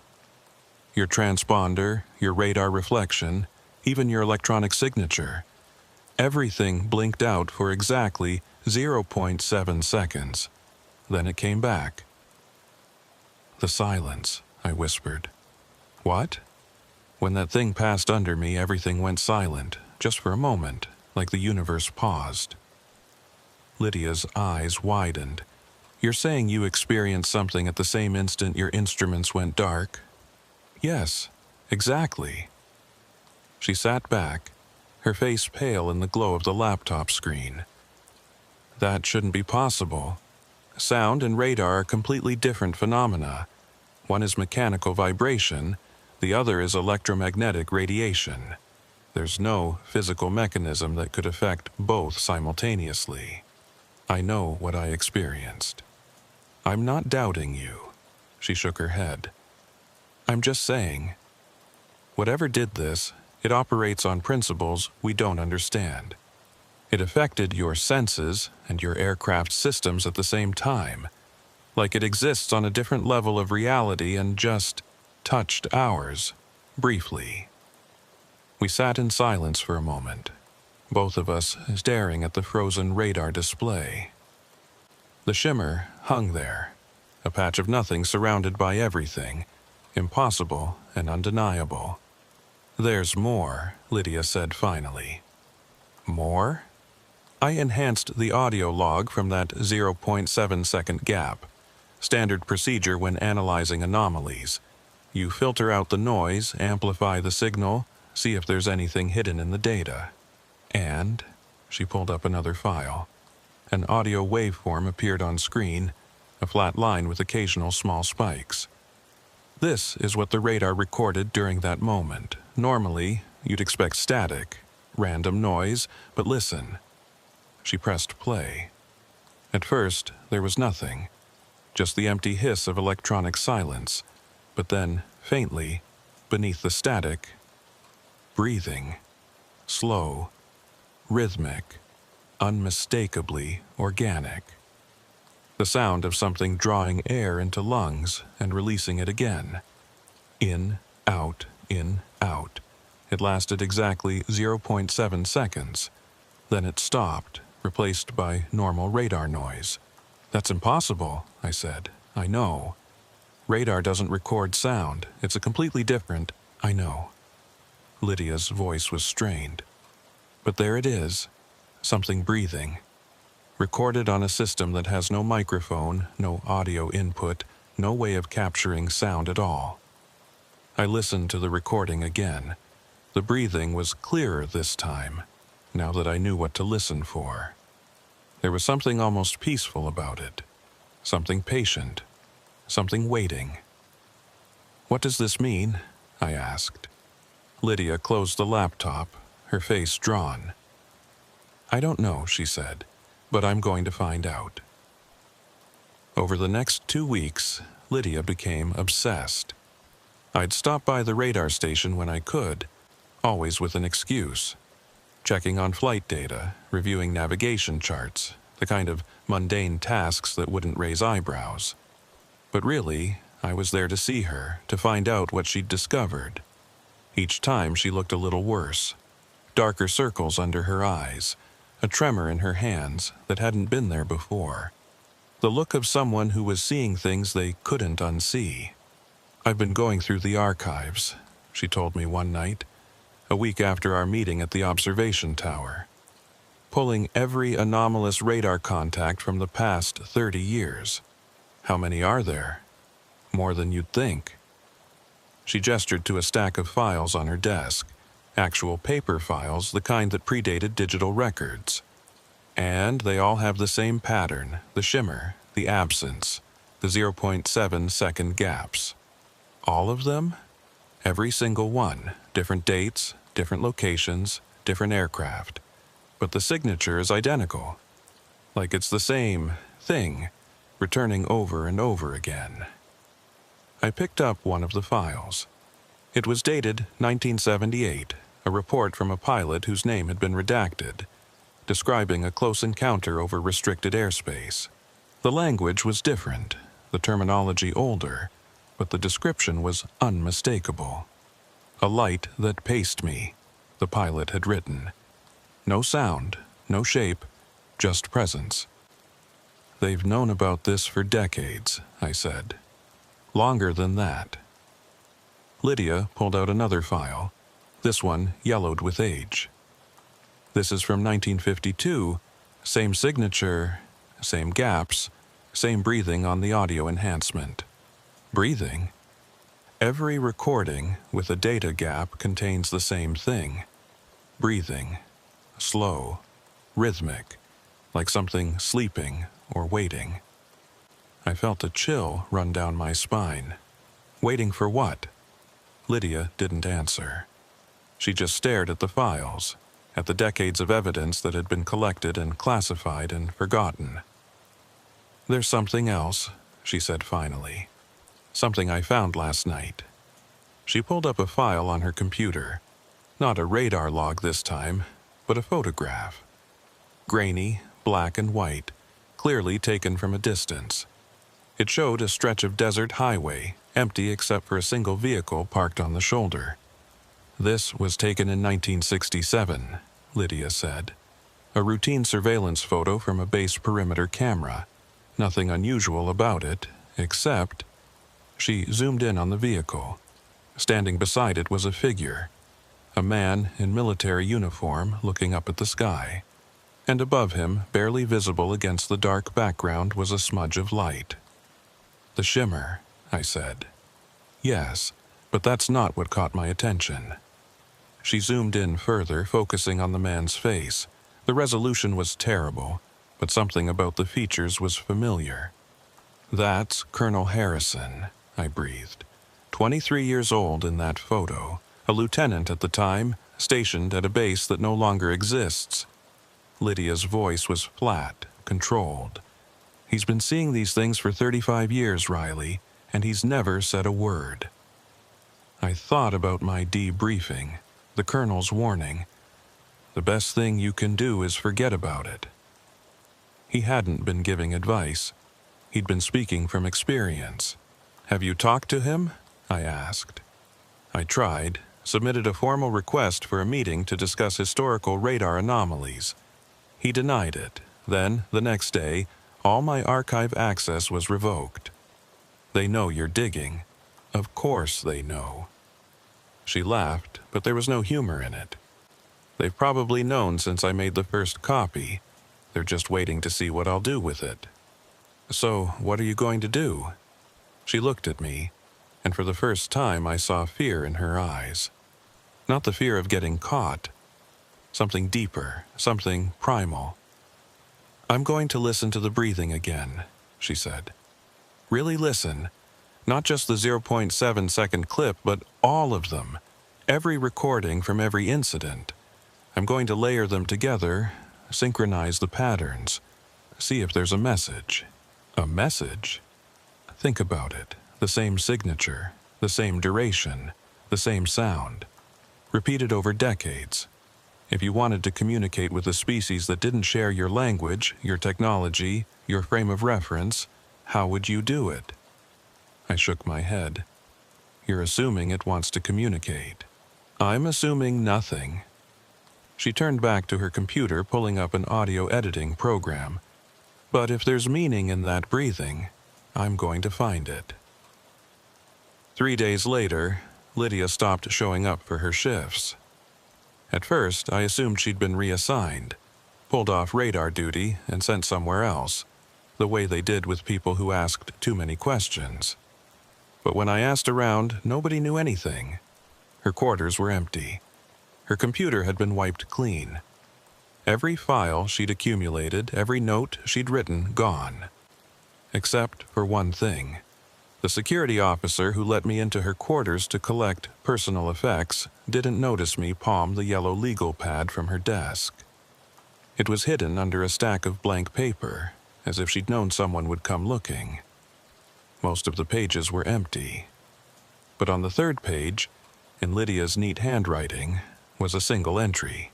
A timestamp, 023147 a frequency 7.83 Hz, and 3 words, underlined twice, "It's not us." I stared at those words for a long time, trying to understand. The timestamp matched my close encounter, the moment when the shimmer had passed beneath my aircraft. The frequency was familiar too, though I couldn't immediately place it. It took me 3 days of quiet research to figure it out. 7.83 Hz is the Schumann resonance, the electromagnetic frequency of the Earth itself, generated by the space between the planet's surface and the ionosphere. It's sometimes called the Earth's heartbeat, a constant, planet-wide pulse that has existed for billions of years. The breathing that Lydia had isolated from the radar gaps, it wasn't random noise. It was synchronized to the Schumann resonance. Whatever had passed beneath my aircraft, whatever had been appearing in the skies over Nevada for decades, it was breathing in rhythm with the Earth. And those 3 words, "It's not us." I think I understand what she meant now. After all these years, after all the silence and the secrets and the unanswered questions, I think I finally understand. The things in the sky, they're not visitors. They're not invaders. They're not even strangers. They've been here all along, breathing with the planet, waiting for us to notice. I left the Air Force 6 months after Lydia disappeared. On paper, it was a standard separation, end of service commitment, honorable discharge, all the proper boxes checked. In reality, I couldn't stay. Not after what I'd seen. Not after what I knew. The classified files would stay classified. The radar recordings would remain locked in vaults that officially didn't exist. And somewhere, in whatever dark corner of the government dealt with things like this, Lydia Sharp would be a footnote. A name in a file. A problem that had been resolved. I moved to Oregon. Bought a small house on the coast, far from the desert, far from military installations, far from the empty skies that had haunted my dreams. I tried to forget. I couldn't. Every clear night, I'd find myself outside, staring up at the stars, looking for that shimmer, listening for that silence, waiting for the moment when the universe would hold its breath again. It never came. For 23 years, it never came. And then, last spring, I received a package. It arrived with no return address, no postage marks, no indication of where it had come from. Just a padded envelope with my name typed neatly on the front. Inside was a USB drive and a folded piece of paper. The paper was old, yellowed, creased, clearly handled many times. On it, in handwriting I recognized immediately, were 2 lines. "They're not coming for us. We're being invited. Lydia." Somehow, impossibly, Lydia. I plugged the USB drive into my laptop with shaking hands. It contained a single audio file, labeled with a timestamp, 023147 UZend. The same moment from my encounter, the same fraction of a second when the world had gone silent. But this recording was different. It wasn't a 0.7-second clip. It was over an hour long. I pressed play. The breathing began immediately, slow, rhythmic, perfectly synchronized, as Lydia had discovered, to the pulse of the planet. But now, layered beneath it, there were other sounds. Tones. Frequencies. Patterns that rose and fell like music, like language, like something trying desperately to be understood. I listened for 3 hours. By the end, I was crying. Not from fear, not from confusion, from something else entirely, a sense of recognition that I couldn't explain, a feeling that something inside me was responding to those sounds in ways my conscious mind couldn't comprehend. And then the file ended, and a voice spoke. Not the breathing, not the tones. A human voice, clear, calm, familiar. Lydia's voice. If you're hearing this, Riley, it means I succeeded. It means the copy I hid 23 years ago found its way to you, just like I programmed it to. The systems I set up, the automated protocols, they worked, even after all this time. I sat, frozen, listening. I know you have questions. I can't answer most of them, but I can tell you this. I'm not dead, I'm not imprisoned, I'm not being held against my will. I'm somewhere else. The breathing, Riley, it wasn't just a sound, it was an invitation, a frequency tuned to human perception, designed to resonate with something deep in our neural structure. A door waiting to be opened. When I synchronized all the recordings, when I layered them together and listened with the right filters, I heard it, not just sound, meaning, a message that wasn't in words but somehow I understood. They've been waiting for us, not to invade, not to study, to welcome. We're not alone in the universe, Riley, but it's not what anyone thinks. The lights in the sky, the shimmers on the radar, the moments of silence, they're not coming from out there. They're coming from in here, from the Earth, from the planet itself, from something that's been aware and patient and watching since before our species existed. And now they've decided we're ready. I don't know what for, I'm still learning, but I know this. Everything we thought we knew about who we are and where we came from, it's only part of the story. There's more, so much more. If you want to find out, do what I did. Listen to the recording. Really listen. Not with your ears, with whatever part of you responds to the breathing, to the rhythm, to the pulse of the planet. And when the silence comes, don't fight it. Step through. I'll see you on the other side. The recording ended. I sat in the darkness of my living room, the laptop screen glowing softly, the USB drive still plugged in. Step through. I thought about everything that had happened. The flight over Nevada, the shimmer on the radar, the moment of impossible silence, 23 years of wondering and waiting and trying to forget. And Lydia, out there somewhere, wherever there was, still alive, still learning, still reaching back to share what she'd found. I reached for the laptop and pressed play again. I've listened to that recording over 40 times now. Each time, I hear something new. Patterns within patterns. Frequencies that seem to shift depending on my state of mind. It's like the audio itself is alive, responding to my attention, revealing layers of meaning that weren't accessible before.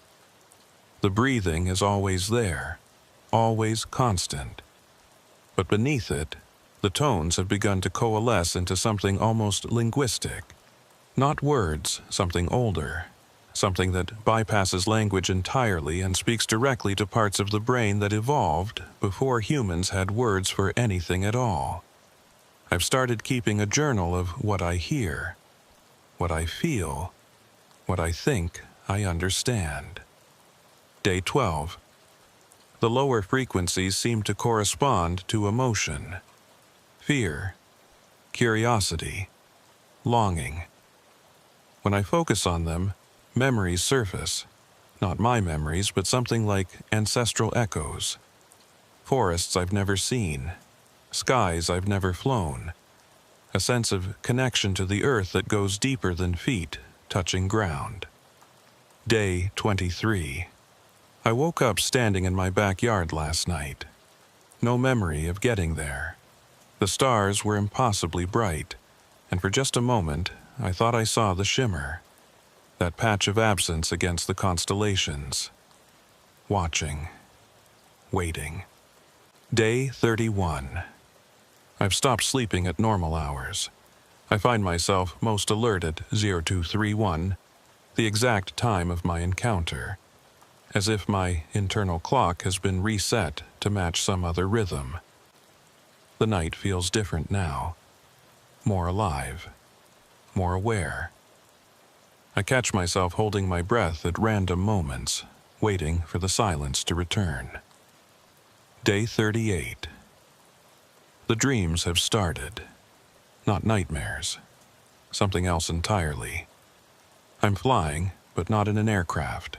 Just floating through darkness, surrounded by lights that pulse in time with my heartbeat. And in the dreams, I'm not alone. There are others with me, people I don't recognize but somehow know. We're all moving towards the same destination, though none of us can see where it is.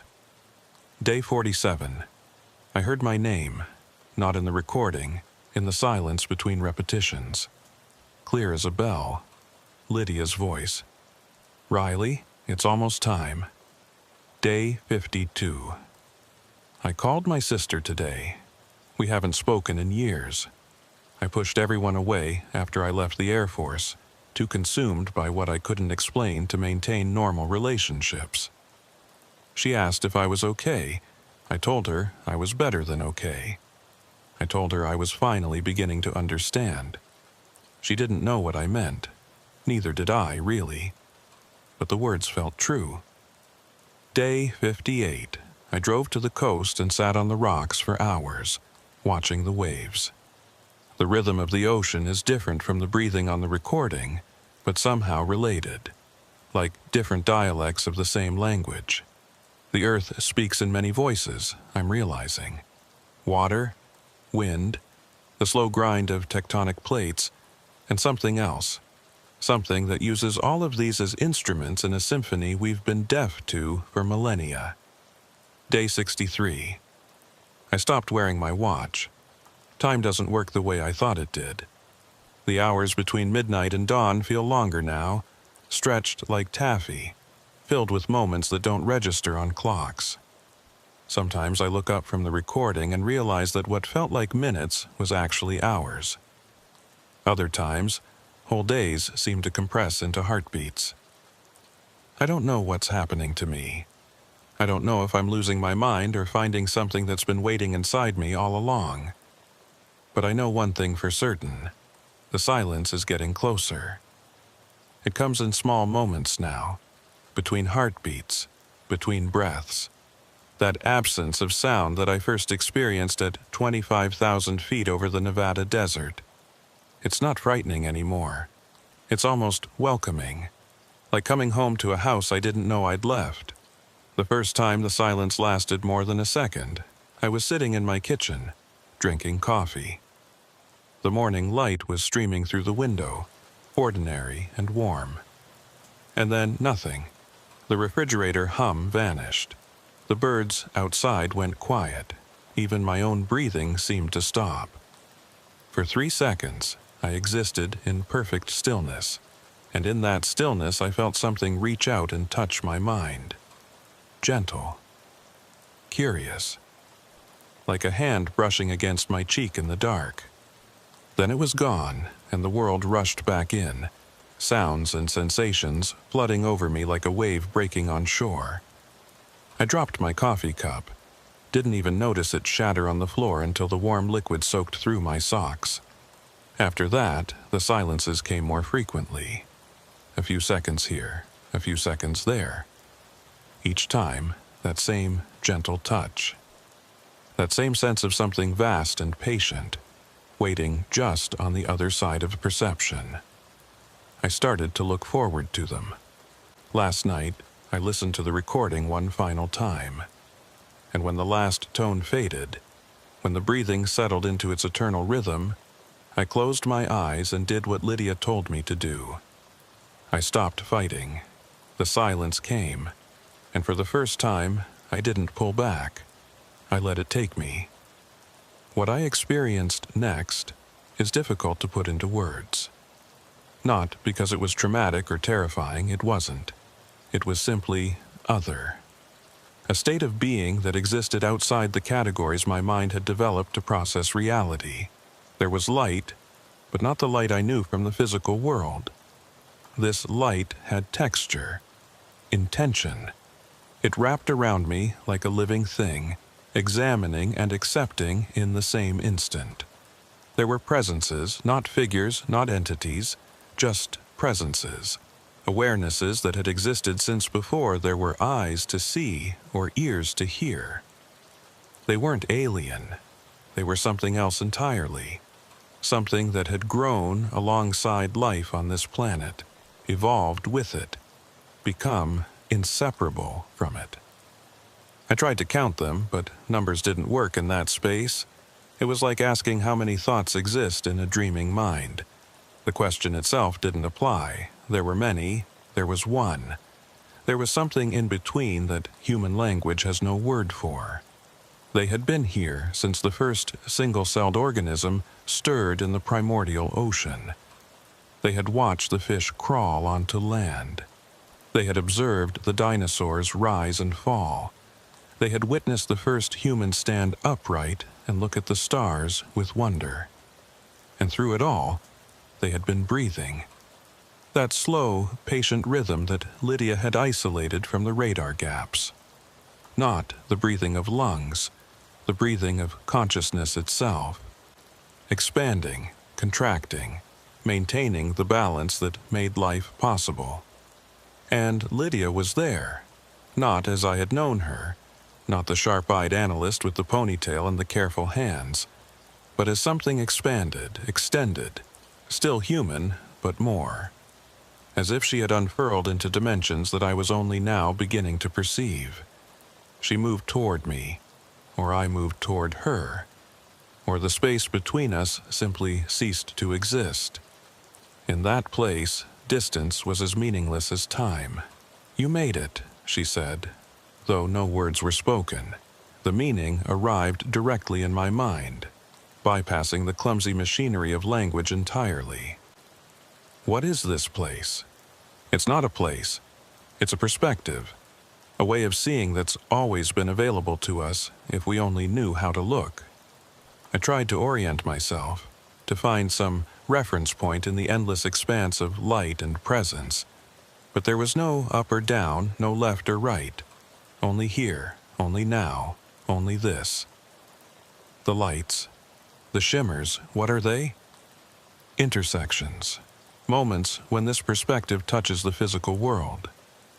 They've been reaching out for millennia, trying to make contact, but we weren't ready to perceive them.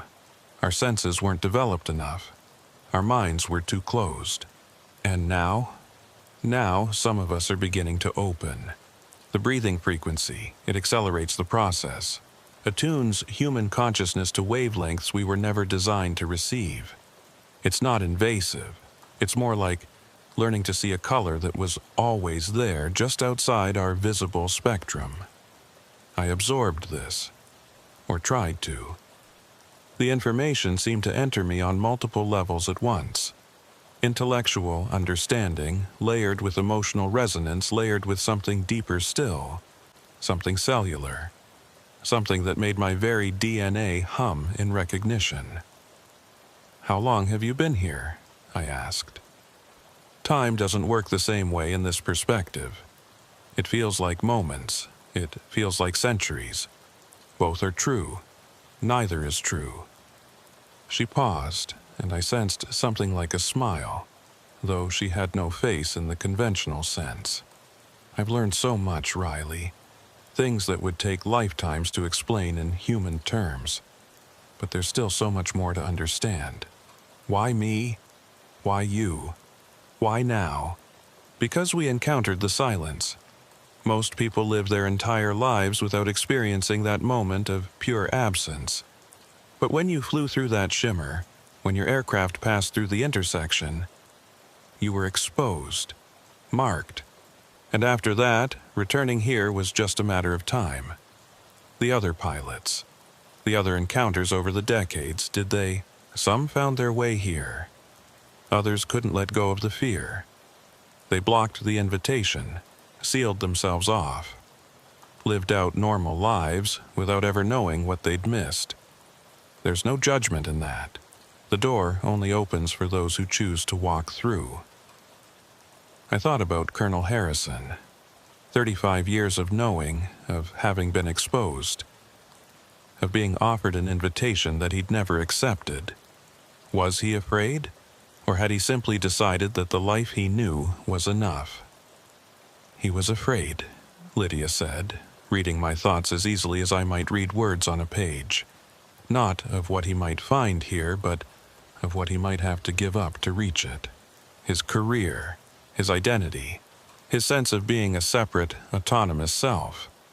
For some people, that's too high a price. Is it a price? Giving those things up? Only if you see them as losses. From here, they look more like limitations. Walls we built around ourselves because we were too young to know there was anything beyond them. I considered this. My career was already behind me. My identity had been fragmenting since that night in 2002, and my sense of being separate. That had started to dissolve the moment I heard the breathing on that recording. Maybe the price had already been paid. What happens now? I asked. That's up to you. You can stay here, learn, grow, become what I've become, a bridge between perspectives, a translator for a species that's finally ready to understand its place in the larger consciousness. Or you can go back. Write down what you've experienced. Share it with those who are ready to listen. The choice is yours, Riley. It always has been. I considered the options. The vast, expanding awareness of this place, whatever it was. The chance to leave behind everything I'd known and become part of something unimaginably larger. And then I thought about the world I'd come from. The confused, searching, desperately lonely world where people looked up at the stars and wondered if they were alone. They weren't. They had never been, and someone needed to tell them. I want to go back, I said. For now. Lydia understood. Of course she did. Understanding was the very substance of this place. The door remains open, she said. Whenever you're ready to return, you'll know how. The breathing will guide you. It always does. Will I see you again? You're seeing me now, Riley. You'll always be seeing me now. That's what this perspective teaches you. Separation is an illusion. We're all connected. We always have been. The only question is whether we choose to acknowledge it. She moved closer, or I moved closer, or the boundary between us dissolved entirely for one perfect moment. Thank you, I said, for sending the recording, for not giving up on me. Thank you for listening, she replied. Most people hear the breathing and turn away. You heard it and leaned in. That's rare, that's precious. That's exactly what they've been waiting for. And then the light began to fade. The presences began to recede, and I felt myself falling back through layers of awareness toward the dense, limited, beautiful world I'd left behind. I came back. I'm writing this now because Lydia was right. The door only opens for those who choose to walk through. But before you can walk through a door, you need to know it exists. This is that knowledge. The lights you sometimes see in the sky, the ones that move wrong and vanish too quickly, they're not spacecraft.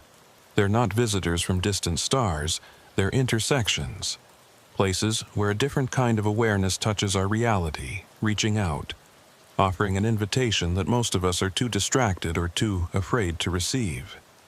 The radar recordings, the files locked away in classified vaults, The decades of sightings and encounters that have been systematically hidden from public view. They're not evidence of alien contact. They're evidence of something far older and far closer to home. Something that's been breathing with the planet since before we existed. Something that's waiting for us to join it. I don't know what happens next.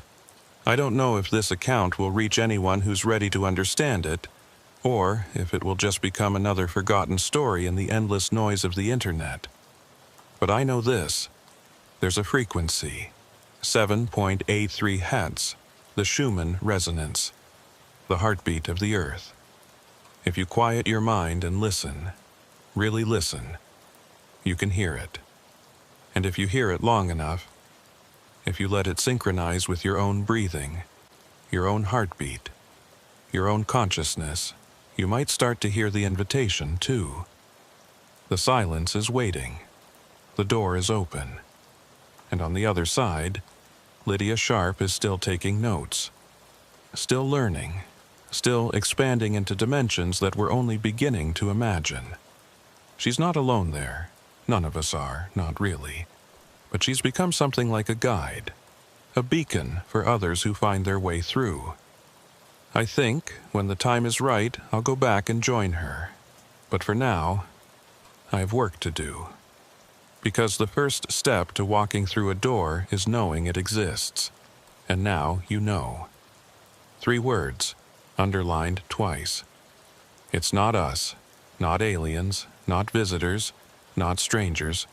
Something else. Something that's been here all along, breathing, waiting, watching the sky with eyes we've never seen, until we learn to look back.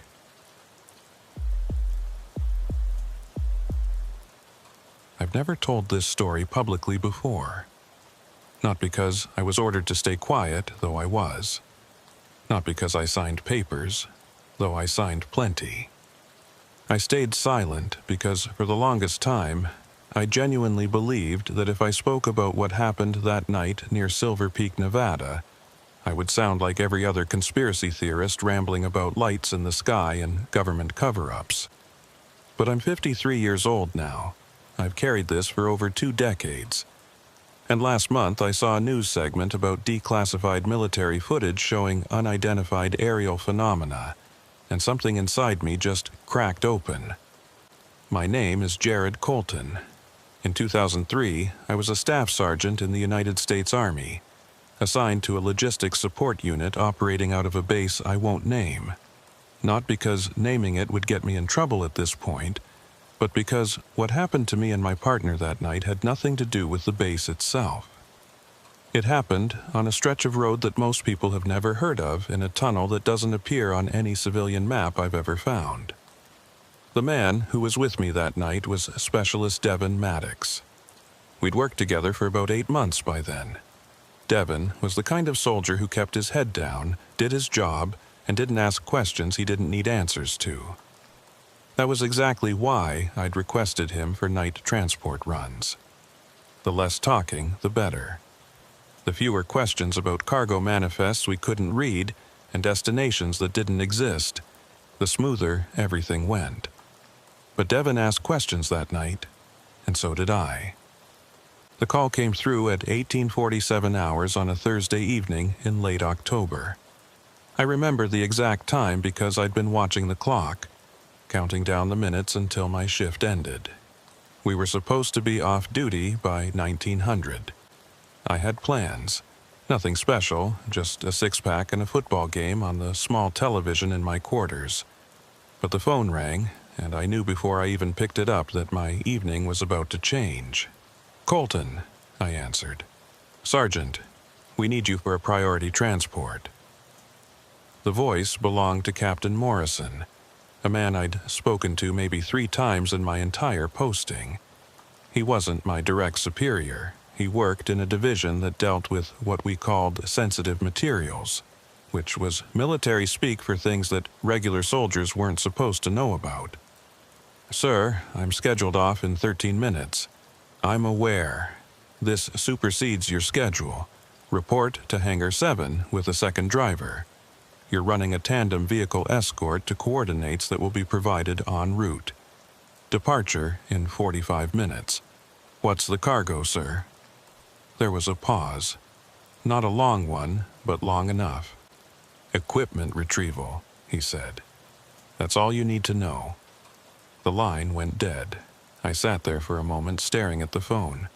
Equipment retrieval? That phrase had been used exactly twice during my time at the base. Both times, it meant we were picking something up from a location that didn't officially exist, transporting it to a facility that wasn't on any map, and never speaking about either. I found Devon in the motor pool, finishing up paperwork on a supply run he'd completed earlier that day. He looked up when I approached, and something in my expression must have told him everything he needed to know. "Night run?" he asked. "Priority transport, 45 minutes. He didn't sigh. He didn't complain. He just nodded, set down his pen, and followed me to Hangar 7. The vehicles waiting for us were standard military Humvees, but they'd been modified. The windows were tinted darker than regulation allowed, and there was additional equipment mounted on the roof. Satellite dishes, I thought at first, though they didn't look quite right. The shapes were wrong, too angular. A technician I didn't recognize handed me a sealed envelope and a handheld GPS unit. "Don't open the envelope until you're on Route 6, he said. "The GPS will guide you to the first waypoint. After that, follow the instructions in the envelope." "What about radio contact?" He shook his head. "Radio silence for the duration. If there's an emergency, use the secondary frequency listed in your materials.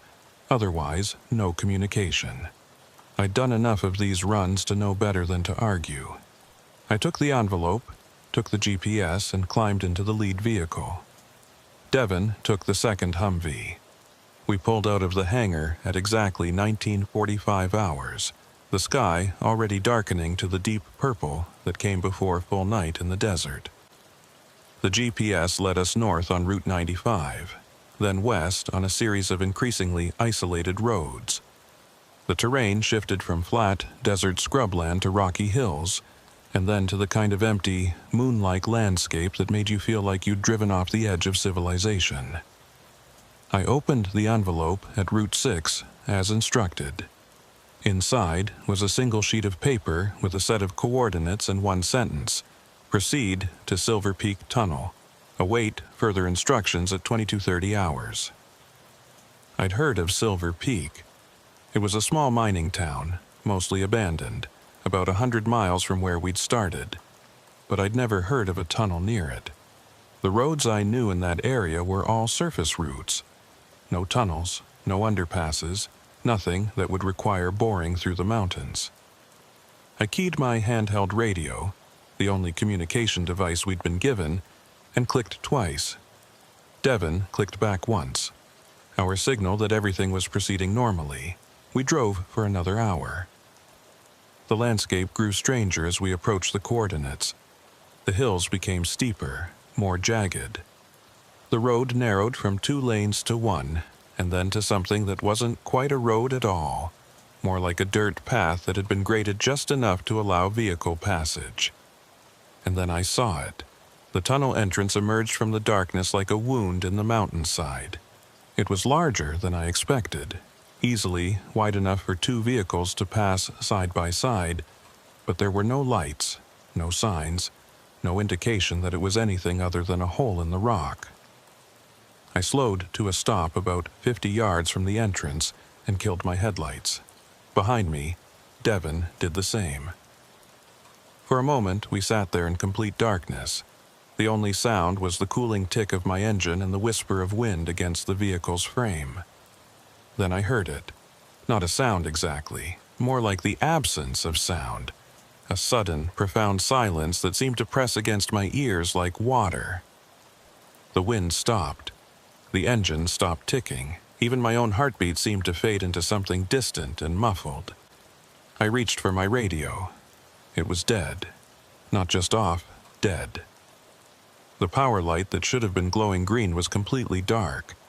I tried the vehicle's radio next. Nothing, not even static. I stepped out of the Humvee. The air was cold, much colder than it should have been for October in the desert. My breath came out in visible puffs, which was wrong.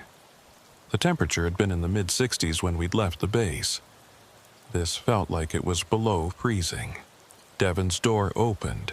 I heard his boots hit the gravel, and then he was beside me, his face barely visible in the darkness. "Radio's dead," he said.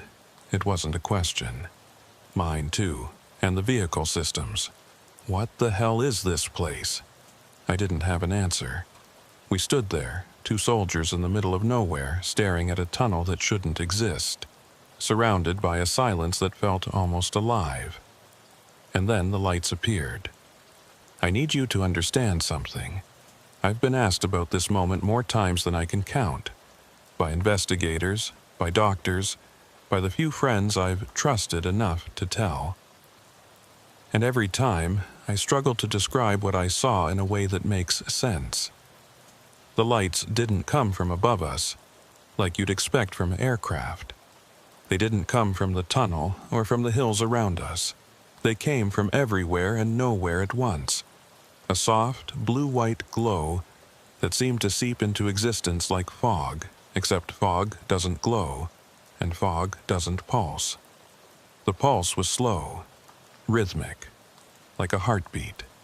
I felt it before I consciously registered it, a vibration in my chest that matched the rhythm of the light.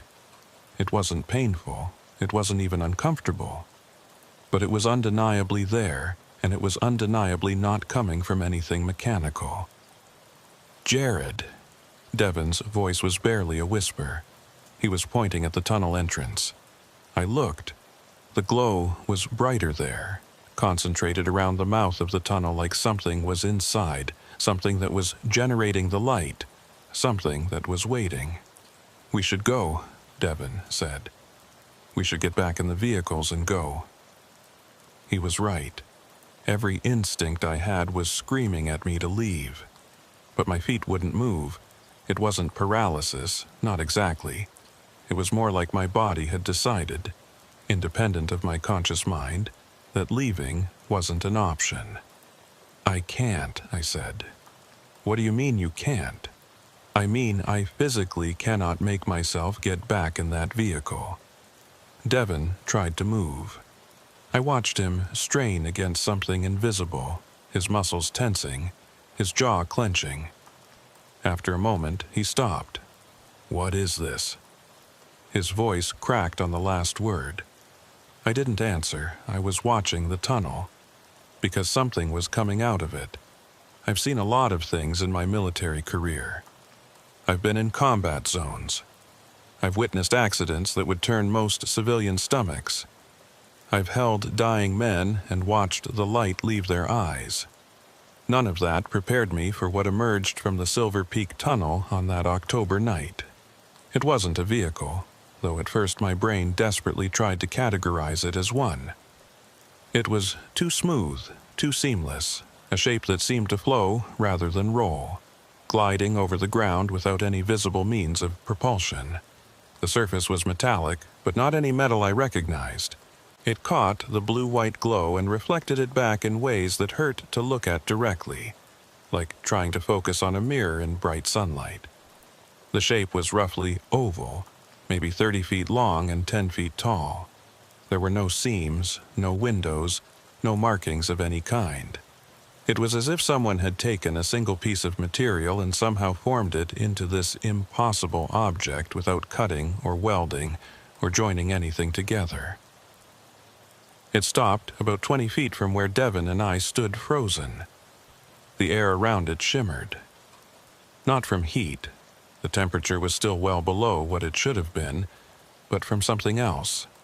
A distortion, a warping of space itself that made my eyes water and my stomach churn. Looking at the object was like looking at an optical illusion, something that your brain knows is wrong but can't quite figure out how to correct. For a long moment, nothing happened. The glow pulsed, the shape hovered, and we waited. Two soldiers stripped of every weapon that mattered. Not guns, but movement, communication, the ability to flee. I could hear Devon breathing beside me. shallow, rapid breaths that matched my own. We were both terrified. We were both trying not to show it, and we were both failing. Then the air changed. I don't know how else to describe it. The temperature shifted again, warming slightly, and there was suddenly a pressure in my head. Not painful, but present, like the beginning of a sinus headache or the feeling you get when you descend too quickly in an airplane. And with that pressure came images. Not hallucinations. Not dreams. These were clear, sharp pictures that appeared in my mind with the force of memory, except they weren't my memories. I saw the tunnel from above, not as it was now, but as it had been decades ago, during construction. I saw men in military uniforms I didn't recognize, equipment that looked both primitive and impossibly advanced. I saw the object in front of me, or something like it, being lowered into the tunnel, being hidden, being sealed away from the world. I saw dates, numbers, coordinates, information flooding into my consciousness faster than I could process. I saw maps, diagrams, schematics of things I couldn't identify, structures that existed underground, beneath the ocean, in places that no human being had ever explored. I saw networks connecting these structures, pathways that spanned continents, systems that had been operating for longer than human civilization had existed. I saw faces. Not human faces, something else. Features that were almost familiar but fundamentally wrong. Eyes that held an intelligence so alien that looking at them felt like looking into an abyss that looked back. And then I saw Devon. Not the Devon standing beside me, but a different version, older, grayer, standing in a room I'd never seen, speaking to people whose faces I couldn't quite make out. He was explaining something, pointing at documents, and he looked terrified. I tried to make sense of what I was seeing, tried to put the pieces together into something coherent, but the images were coming too fast, overlapping, contradicting each other. It was like trying to drink from a fire hose, overwhelming, chaotic, impossible to control. And then, just as suddenly as they'd started, the images stopped. I gasped, sucking in air like I'd been underwater. Beside me, Devon was doing the same, his hands on his knees, his breath coming in ragged bursts. "Did you?" he started. "Yes. What was? I don't know." The object began to move again. Not toward us, sideways, circling around to where our vehicles sat dark and silent on the dirt road. It paused beside my Humvee for a moment that stretched into eternity. I watched it hover there, motionless, and I had the strangest feeling that it was examining the vehicle, studying it, learning something about us from the machine we had arrived in. The blue-white light intensified for a moment, so bright that I had to close my eyes. When I opened them again, the object had moved to Devon's Humvee. The same pause, the same examination, the same feeling of being observed, catalogued, filed away for future reference. And then it rose, straight up, without any change in angle, without any visible acceleration. It simply went from being there to being above us, and then to being a point of light among the stars, and then to being nothing at all. The glow faded. The pressure in my head vanished. And suddenly, impossibly, I could move again. I don't remember the next few minutes clearly. I know that Devon and I both ran to our vehicles. I know that we tried the radios, still dead, and the engines, still dead.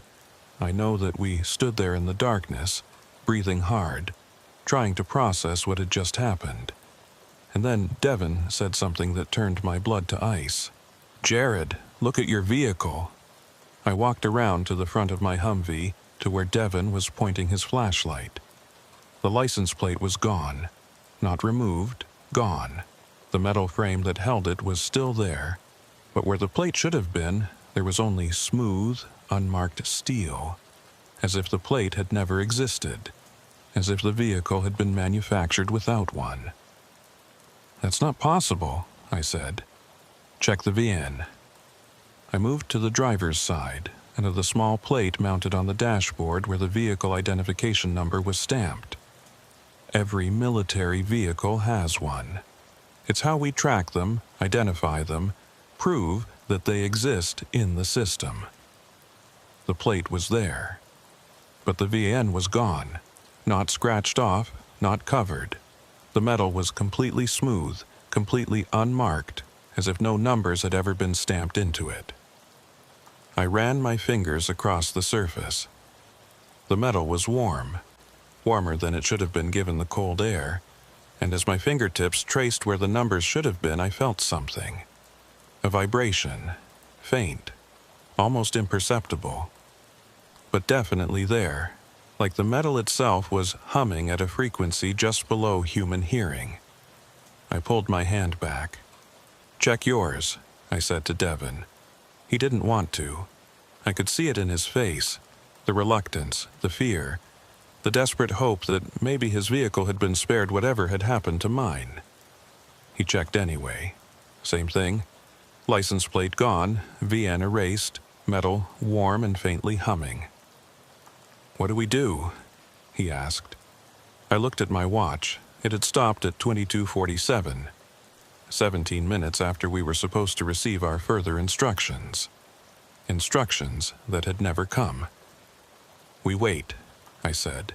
"We wait for someone to come find us." It was the wrong decision, I know that now.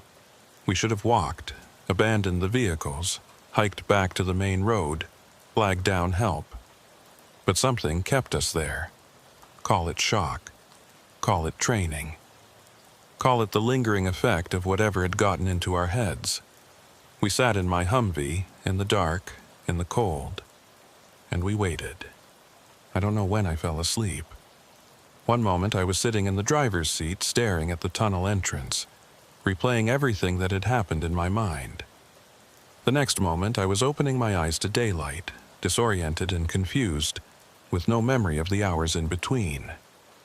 My watch still read 22:47. But the sun was up, the sky was blue, and parked beside us, where there had been nothing the night before, were two black SUVs with no markings and tinted windows so dark they might as well have been painted. I reached for Devin, but his seat was empty. Panic hit me like a physical force. I threw open my door and stumbled out, blinking against the sunlight, searching for any sign of my partner. He was standing by the SUVs, talking to two men in civilian clothes. They were both wearing sunglasses. They both had the posture of people who'd spent time in the military. And they both turned to look at me with expressions that revealed absolutely nothing. "Sergeant Colton," one of them said. It wasn't a greeting. What happened? Who are you?" "Your partner is fine. You're both fine. We're here to escort you back to base." "What about the vehicles?" "They'll be handled." "The tunnel?" "There is no tunnel, Sergeant." I turned to look at the mountainside where we'd stood the night before, where the object had emerged, where the impossible had become real. The tunnel entrance was gone, not collapsed, not hidden. The rock face was smooth and unbroken as if nothing had ever been there. As if the tunnel had never existed. I felt something give way inside me. Not my sanity. I was still holding on to that, barely. But my certainty, my understanding of what was real and what wasn't.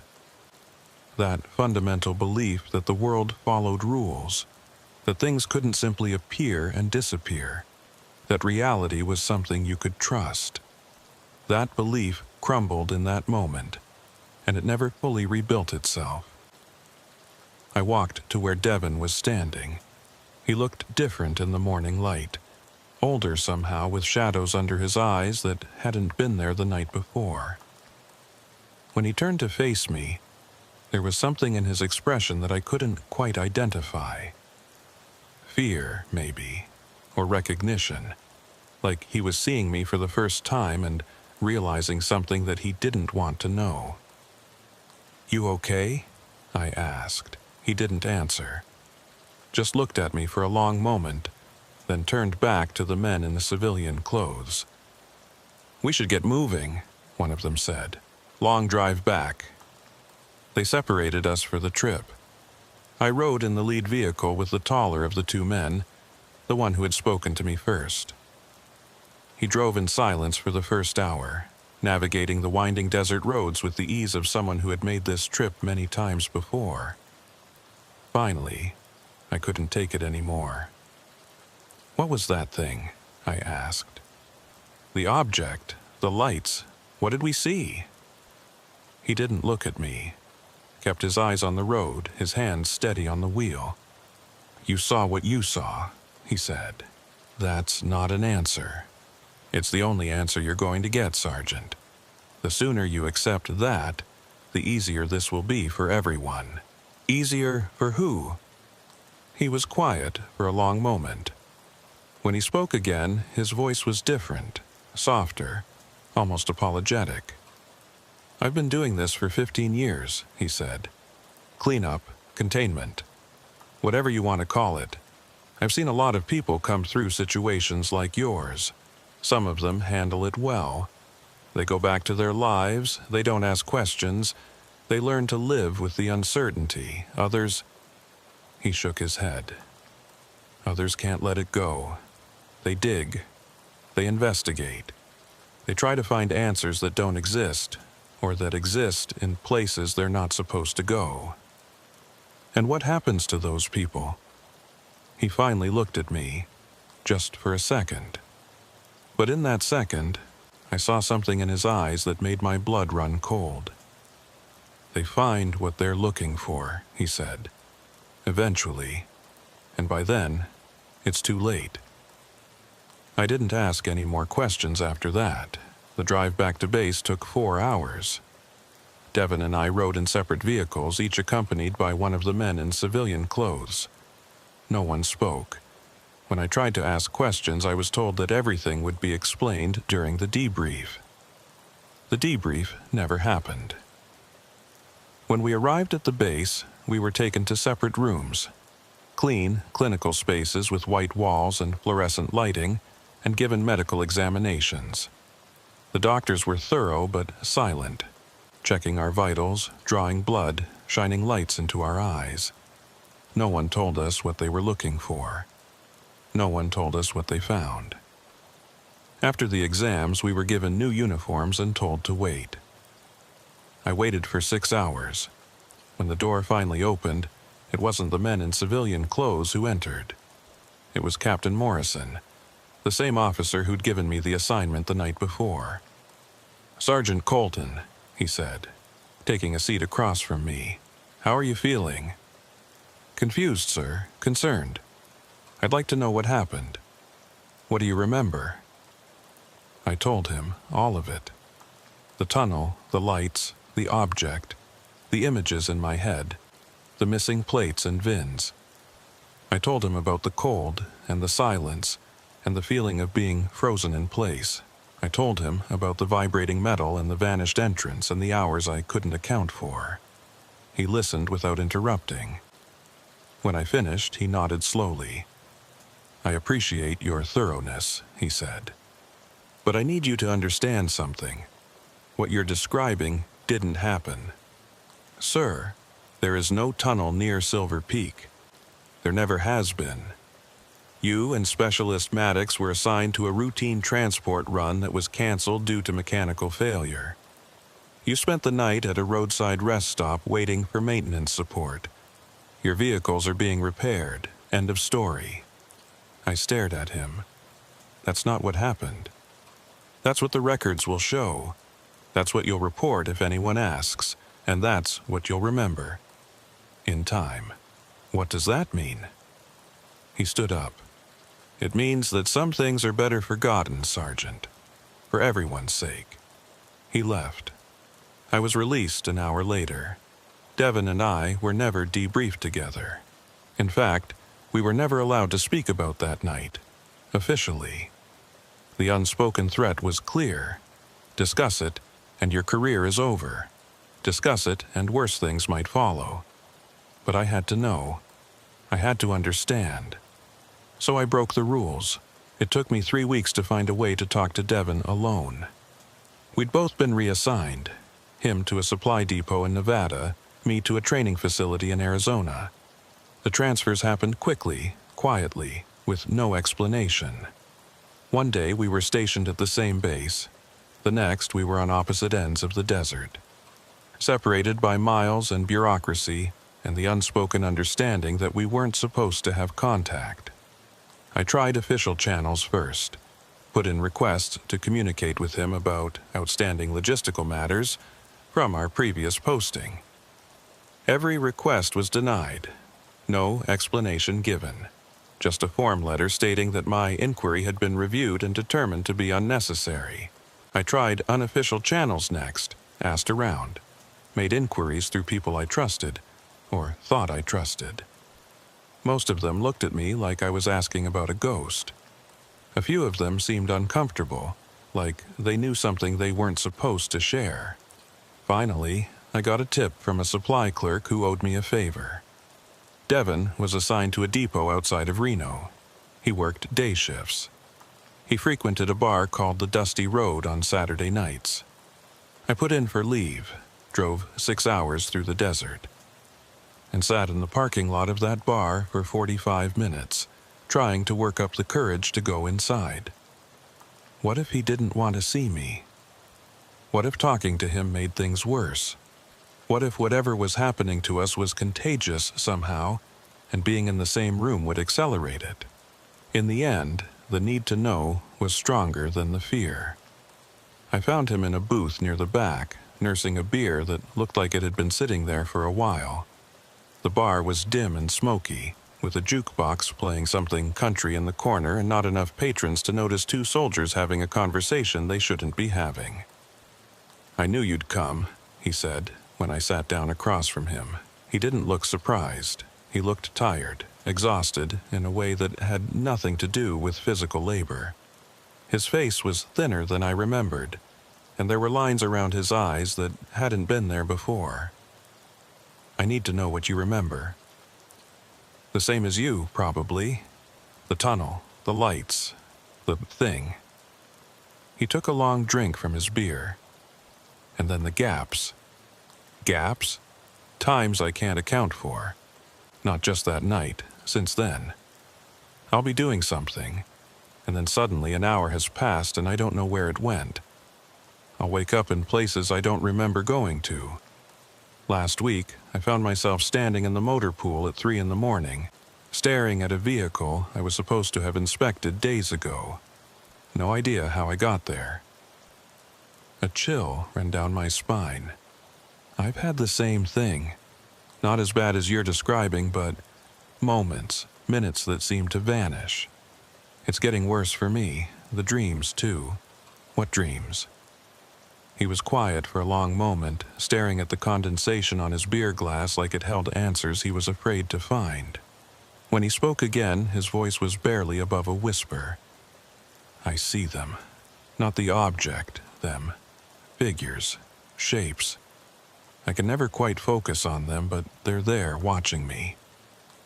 And they're showing me things, the same things we saw that night, and more. Plans, diagrams, things I don't understand, but can't forget." He looked up at me, and for the first time, I saw real fear in his eyes. Not the kind of fear you feel in combat or when you're facing a direct threat. This was something deeper, something existential. I think they put something in my head, Jared. Not just images, something permanent, something that's still there, still growing, still changing me. Devin, I tried to file a report. He laughed, but there was no humor in it. 3 days after we got back, I typed up everything that happened and submitted it through official channels. I wanted a record. I wanted proof that it was real. What happened? Nothing. That's what happened. The report didn't exist. I pulled up the system, searched for my submission, and it wasn't there. Not rejected, not pending, not there. Like I'd never written it, like I'd never submitted it. I thought about the smooth metal where the VN should have been. I thought about the tunnel entrance that had simply ceased to exist. I thought about all the questions I'd been asking, all the dead ends I'd encountered, all the ways that reality seemed to be rearranging itself around what had happened that night. Someone erased it, I said. Someone erased everything. I've checked the logs, the records, the schedules. There's no documentation of that night, no assignment orders, no transport request. According to every database I can access, you and I were never sent anywhere near Silver Peak. But we were. We know we were. Do we? He looked at me with something approaching desperation in his eyes. Because I'm starting to wonder if I'm losing my mind, Jared. I'm starting to wonder if I imagined the whole thing, if we both imagined it. Some kind of shared hallucination, some kind of... He trailed off. Some kind of what? I don't know. Something they did to us. Something that thing did to us when it put those images in our heads. What if it wasn't just showing us things? What if it was changing things, rewriting our memories? I reached across the table and grabbed his wrist. His skin was cold, colder than it should have been. Look at me, I said. Whatever happened that night was real. We both saw it. We both felt it. And we're both still here, still ourselves, still fighting to understand it. That means something. That has to mean something. He didn't pull away, but he didn't look convinced either. What if ourselves isn't what we think it is anymore? He asked. What if the thing we saw, the thing that came out of that tunnel, what if it changed us into something else? Something that just thinks it's still human? I didn't have an answer. I still don't. I left the army 2 years later. Not because of what happened that night, at least not directly, but the experience changed something in me. I couldn't look at the world the same way anymore. I couldn't trust the sky, the darkness, the moments between waking and sleeping. I found myself watching for lights that pulsed like heartbeats. I found myself running my fingers over flat metal surfaces, checking for vibrations that shouldn't be there. The gaps continued for a while. They became less frequent over time, but they never stopped entirely. Even now, decades later, I'll occasionally lose a few minutes, a stretch of time that seems to simply evaporate from my consciousness. It happens less often, but it happens. And the dreams, God, the dreams. I still see it sometimes. The object, the tunnel, the smooth, seamless surface reflecting that blue-white glow. In my dreams, I'm not frozen. In my dreams, I walk toward it, and I go inside, and I see things that I can never quite remember when I wake up. But I feel them. I feel the knowledge pressing against the inside of my skull like water against a dam. I feel the certainty that there are things I know, things that were put into my head that night, that I'm not allowed to access. Not yet. Not until some signal is given, some trigger is activated. I don't know what that trigger is. I'm not sure I want to. Devin and I stayed in touch for a few years after I left the service. Phone calls, mostly. Emails when we remembered. We never spoke about that night directly. It felt too dangerous, too likely to invite whatever attention we were trying to avoid. But there was an understanding between us, a shared weight. The last time I spoke to him was in 2011. He called me late one night, around 3 a.m. Eastern Time, which meant it was midnight where he was. His voice was strange, calm but strange, like he was reading from a script, or like he was speaking from somewhere very far away. "They're coming back," he said. "What?" "Devin, what are you talking about?" "The light. I can see it, outside my window. The same light, Jared, the same pulse. Call someone. Call the police. Call... It doesn't matter. They're not here for everyone. They're here for me. They've always been here for me. Devin, I understand now. What they showed us that night. It wasn't random, it was preparation. They were getting us ready, getting me ready. Ready for what? There was a long pause. When he spoke again, his voice was barely audible. I don't know yet, but I think I'm going to find out. The line went dead. I tried calling back. No answer. I tried again. Same thing.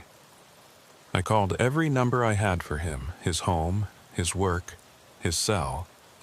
Nothing. The next morning, I drove to his apartment. He was gone. Not missing. Gone. The apartment was empty. Cleaned out. No furniture, no belongings, no sign that anyone had ever lived there. The landlord told me the unit had been vacant for 6 months. I checked with the Army. Devin Maddox had been honorably discharged in 2006. No current address on file. No next of kin listed. I checked with everyone I could think of. Friends, family, former colleagues. No one had heard from him. No one knew where he was. It was like he had simply ceased to exist. I've thought about Devin a lot over the years. I've wondered if he's alive, if he's somewhere out there, if he found whatever answers he was looking for.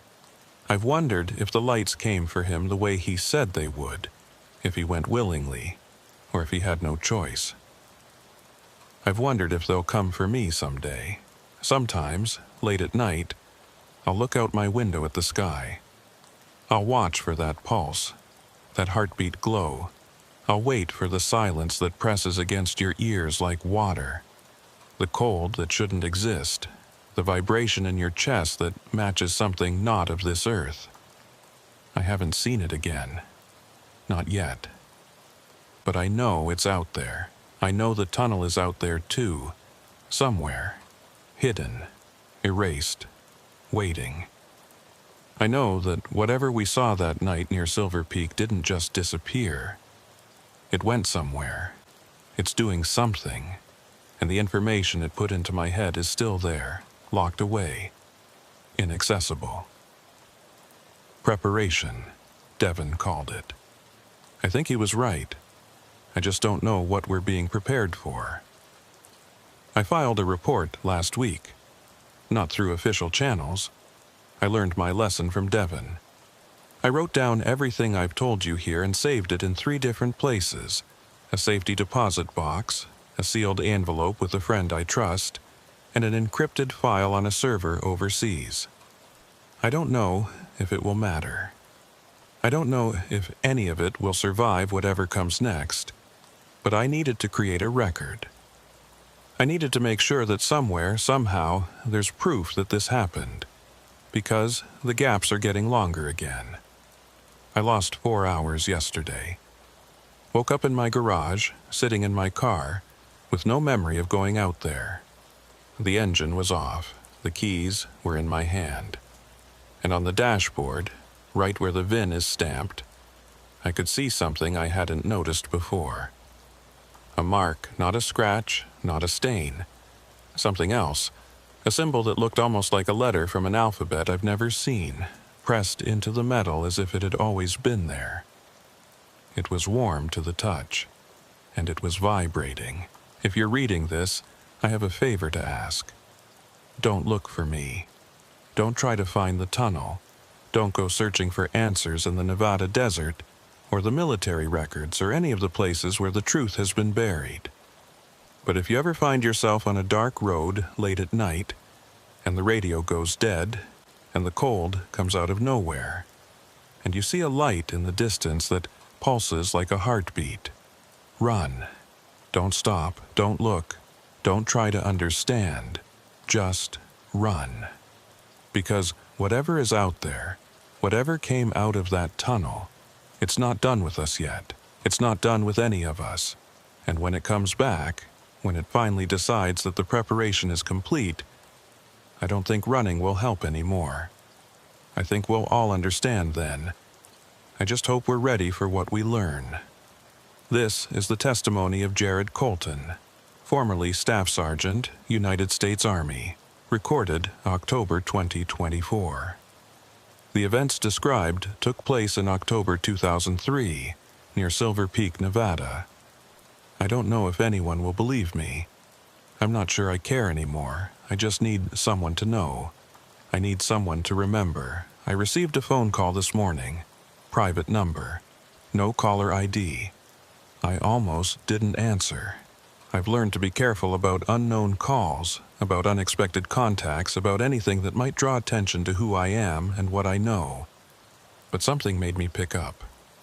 There was static on the line. Not normal static. Not the crackle of a bad connection or the hiss of interference. This was the static of distance. The static of something transmitting from very, very far away. And then a voice, Devon's voice. He sounded older, tired, but unmistakably him. They found what they were looking for, he said. In the tunnel, in us. They've been looking for a long time, Jared. Longer than we can imagine. Devon, where are you? What's happening? I understand now. The images, the knowledge. It was never about us specifically. We were just receivers. Storage. They needed somewhere to keep the information until they were ready to retrieve it. What information? What are they going to do? The static intensified. His voice became harder to hear. They're not what we thought, not visitors, not explorers. They're gardeners, and the line crackled, broke up, reassembled. Seeds. The connection died. I haven't slept since. I've been sitting here staring at the phone, waiting for it to ring again, waiting for answers, waiting for the light to appear outside my window, waiting to find out what kind of seeds we are and what we're meant to grow into. The gaps are coming more frequently now. I lost 8 hours yesterday, 12 the day before. I'm running out of time to tell this story, running out of time to exist as the person I've been for the last 53 years. Soon, I think, there won't be any gaps at all. There will just be them, whatever they are, whatever they've made us into. If you've made it this far, thank you for listening. Thank you for believing, even if only for a moment.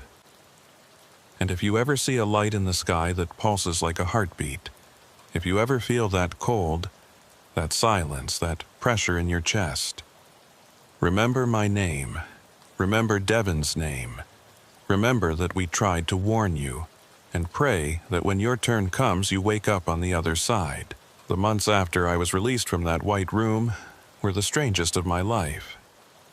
On the surface, everything was normal.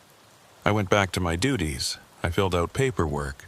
I ate in the mess hall and slept in my quarters and did all the things that soldiers do when they're stationed somewhere that doesn't exist on any civilian map. But underneath that normalcy, something was fundamentally different. I started keeping a journal. Nothing official, just a small notebook that I kept hidden in my footlocker, underneath a stack of magazines that I never read.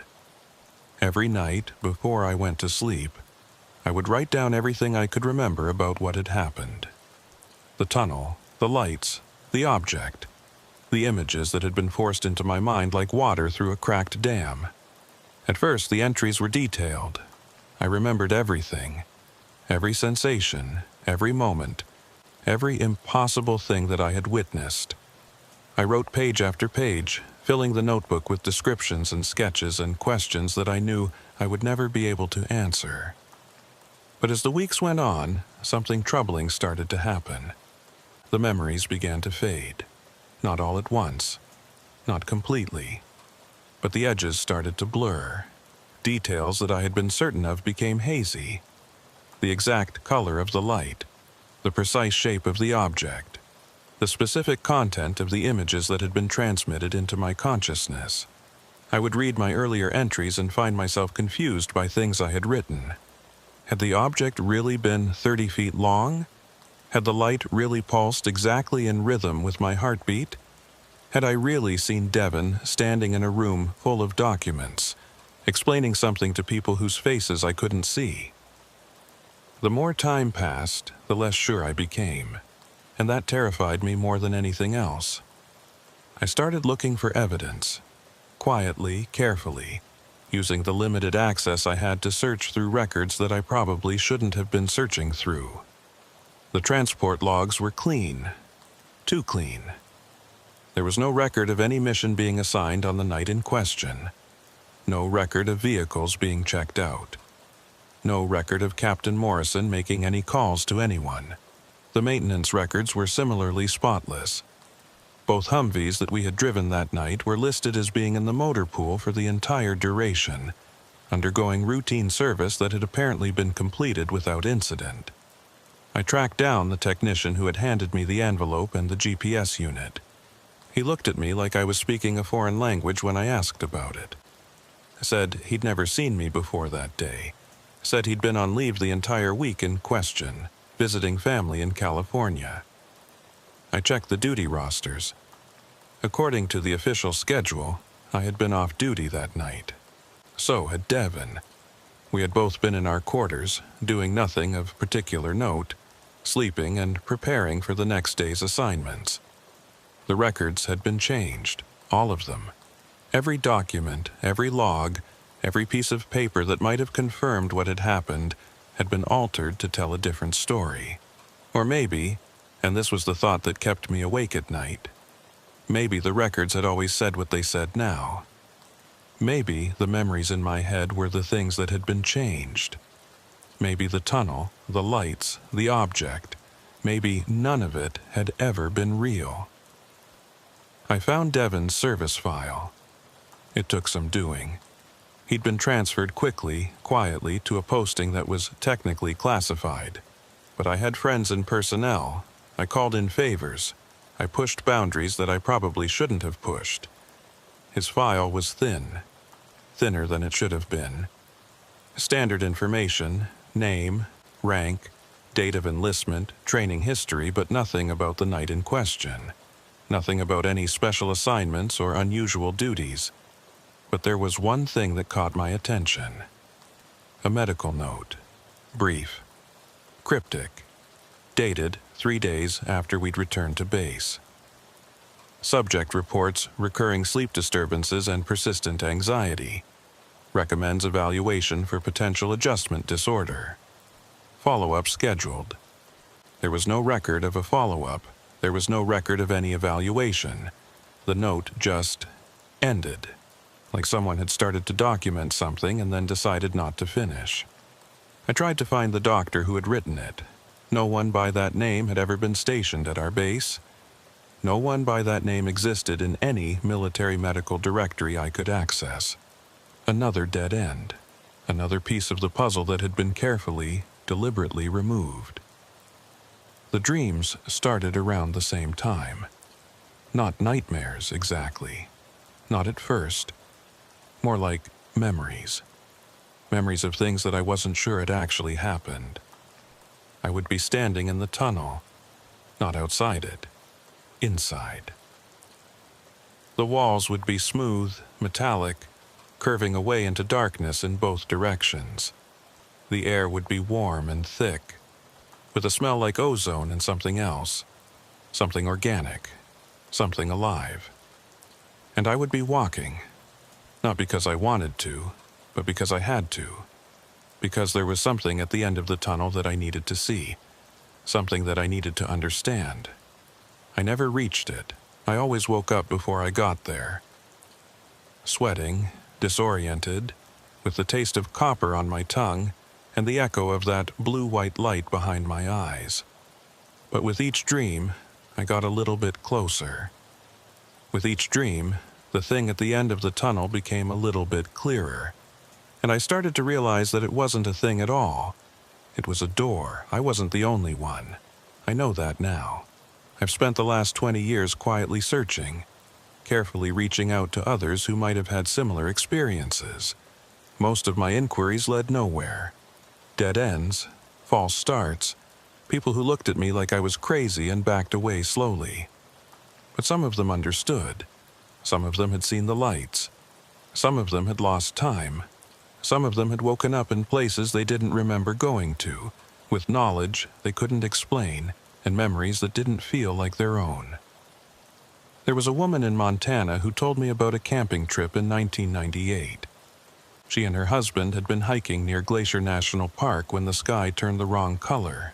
Not dark, not light, but something in between that her eyes couldn't process.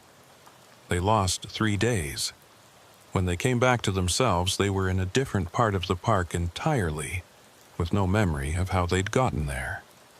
Her husband never spoke again. Not couldn't.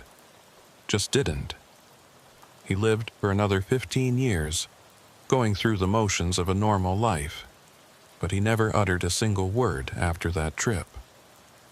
She said sometimes she would catch him staring at the sky with an expression of terrible anticipation, as if he was waiting for something, as if he knew something was coming. There was a truck driver in New Mexico who told me about a stretch of highway he refused to drive anymore. Route 380, just east of Carrizozo. He'd made the run hundreds of times over his career, but one night in 2007, something happened that made him quit the job entirely. He wouldn't tell me the details, said it was bad luck to speak of it directly, but he described the same things I remembered: the cold, the silence, the pressure in the chest, and the lights. Always the lights. There was a former pilot who'd been stationed at Nellis Air Force Base in the early 2000s. She told me about training exercises that went wrong, jets that lost power for no reason, instruments that displayed impossible readings, pilots who reported seeing things that didn't appear on radar. She said the official explanation was always the same: equipment malfunction, pilot error, atmospheric anomaly. But she knew better. She'd seen the footage from the gun cameras before it was classified. She'd watched shapes move through the sky at speeds that nothing human-made could match, executing maneuvers that would have killed any pilot, changing direction without any visible mechanism for doing so.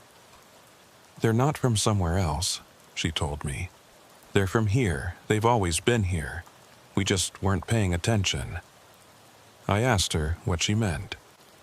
"Underground," she said. "Under the ocean.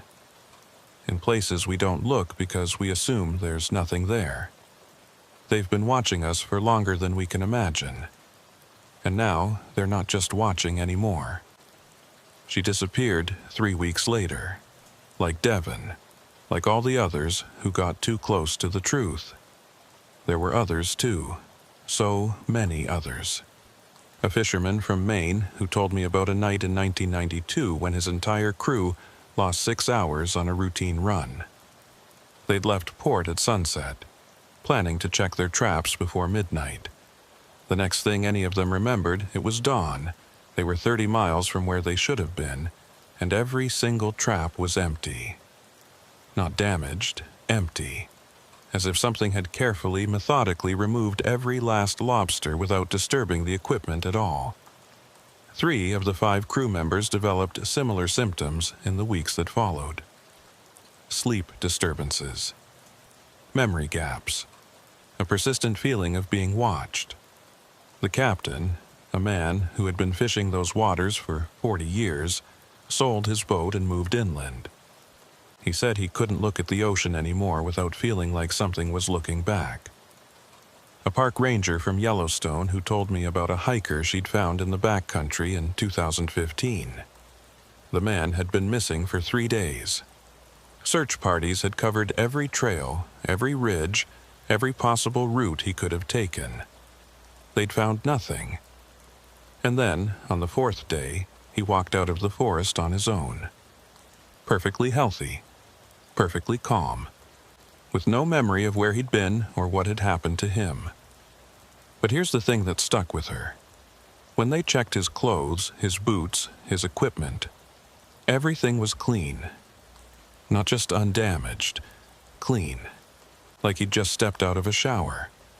Like someone had washed and pressed everything he was wearing before sending him back. She said his eyes were different too. Not the color, the depth. Like there was something behind them that hadn't been there before. Something that was watching through him. a school teacher from rural Arizona who told me about her class trip to a local observatory in 2019. 23 students, 3 chaperones, a guide from the facility. They'd been there to look at Saturn through the telescope. Standard field trip stuff. Except somewhere between the observation deck and the parking lot, they lost 45 minutes. Every single one of them, adults and children alike. One moment they were walking down the path, looking at the stars, talking about what they'd seen. The next moment they were standing by the buses, watching the observatory's lights go dark, with no memory of how they'd gotten there. The children didn't seem bothered by it. They acted like nothing unusual had happened, like the gap in their memory was the most natural thing in the world. But the adults, the chaperones, the teacher, they knew something was wrong. They could feel it in their bones. 3 of the students developed unusual abilities in the months that followed. Not supernatural powers, nothing like that, but changes in their perception. One girl could suddenly solve mathematical problems that should have been beyond her age level. One boy started drawing pictures of places he'd never been, places that, when the teacher researched them, turned out to be real. A third child began speaking in her sleep, in a language that no one could identify. The teacher tried to report what had happened. She went to the principal, to the school board, to the local police. No one took her seriously. No one wanted to hear about 45 minutes that couldn't be accounted for, about children who came back different, about something that had happened under the stars that none of them could remember. She still teaches, but she never takes her students on field trips anymore. The pattern was always the same. The lights, the silence, the cold, the gaps in time that couldn't be explained.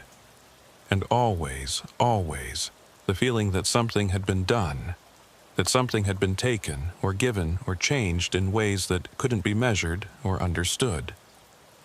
I compiled everything I found into a file. Newspaper clippings, interview transcripts, screenshots of forum posts and social media threads where people shared their experiences, reaching out into the darkness, hoping that someone else had seen what they had seen. The file grew thick. Hundreds of accounts, thousands of witnesses, spanning decades, spanning continents, spanning every demographic and background you could imagine. And yet, officially, none of it existed. The government denied it. The military denied it. Every authority figure who should have been investigating these incidents was either silent or dismissive. Just weather balloons. Just swamp gas. Just the overactive imaginations of people who couldn't accept the ordinary explanations for the things they'd experienced. But I knew the truth. We all knew the truth. Something was happening. Something had been happening for a very long time, and whatever it was accelerating. If you're reading this, I want you to know what to look for. Not so you can find them, God, no, never go looking, but so you can recognize when they've found you, so you can prepare yourself for what's coming. The first sign is the silence, not ordinary quiet, but an absence of sound so complete that it feels like pressure against your eardrums, like being underwater without the water, like stepping into a space where the normal rules of physics don't quite apply. The second sign is the cold, a sudden drop in temperature that has nothing to do with the weather, nothing to do with the time of year. The kind of cold that seeps into your bones and makes you feel like you're standing on the edge of something vast and empty. The third sign is the light. Not sunlight, not starlight, not anything you can easily categorize. A blue-white glow that pulses in a rhythm that matches your heartbeat. Or maybe your heartbeat matches it. I'm still not sure which comes first. The fourth sign is the stillness. The inability to move, even when every instinct is screaming at you to run. It's not paralysis in the medical sense. It's more like your body has decided, without consulting your conscious mind, that moving isn't an option. that you're exactly where you're supposed to be. And the fifth sign, the one that means it's already too late, is the images, the flood of information pouring into your mind like water through a broken dam. Pictures, diagrams, symbols, knowledge that you couldn't possibly have, couldn't possibly understand, but that feels as familiar as your own name. When that happens, you've already been claimed. You just don't know it yet. I'm writing this on what I believe will be my last night as myself. The gaps have stopped, not because they've gone away, but because I think the gaps are becoming the norm. The moments of clarity, like this one, right now, as I type these words, are what's becoming rare. I can feel them in my head. Not as a presence exactly, but as a space. A room that wasn't there before, filled with things I can't quite see, knowledge I can't quite access. It's like having a word on the tip of your tongue, except the word is the answer to everything, and the tip of your tongue is your entire consciousness. The lights have been appearing more frequently, not outside, inside. Flashes of that blue-white glow at the edges of my vision, in the moments between blinks. Sometimes I'll look in the mirror and my eyes will be reflecting something that isn't in the room. A light that's coming from somewhere else, somewhere deeper. 3 nights ago, something changed. I woke up at exactly 3:17 a.m. I know the time because I looked at the clock immediately, the way you do when you're jolted out of sleep by something your body recognizes as wrong even before your conscious mind catches up. The room was different, not physically different. The furniture was in the same place, the walls were the same color, the ceiling fan was turning at the same lazy speed it always did. But there was something in the air, a thickness, a weight.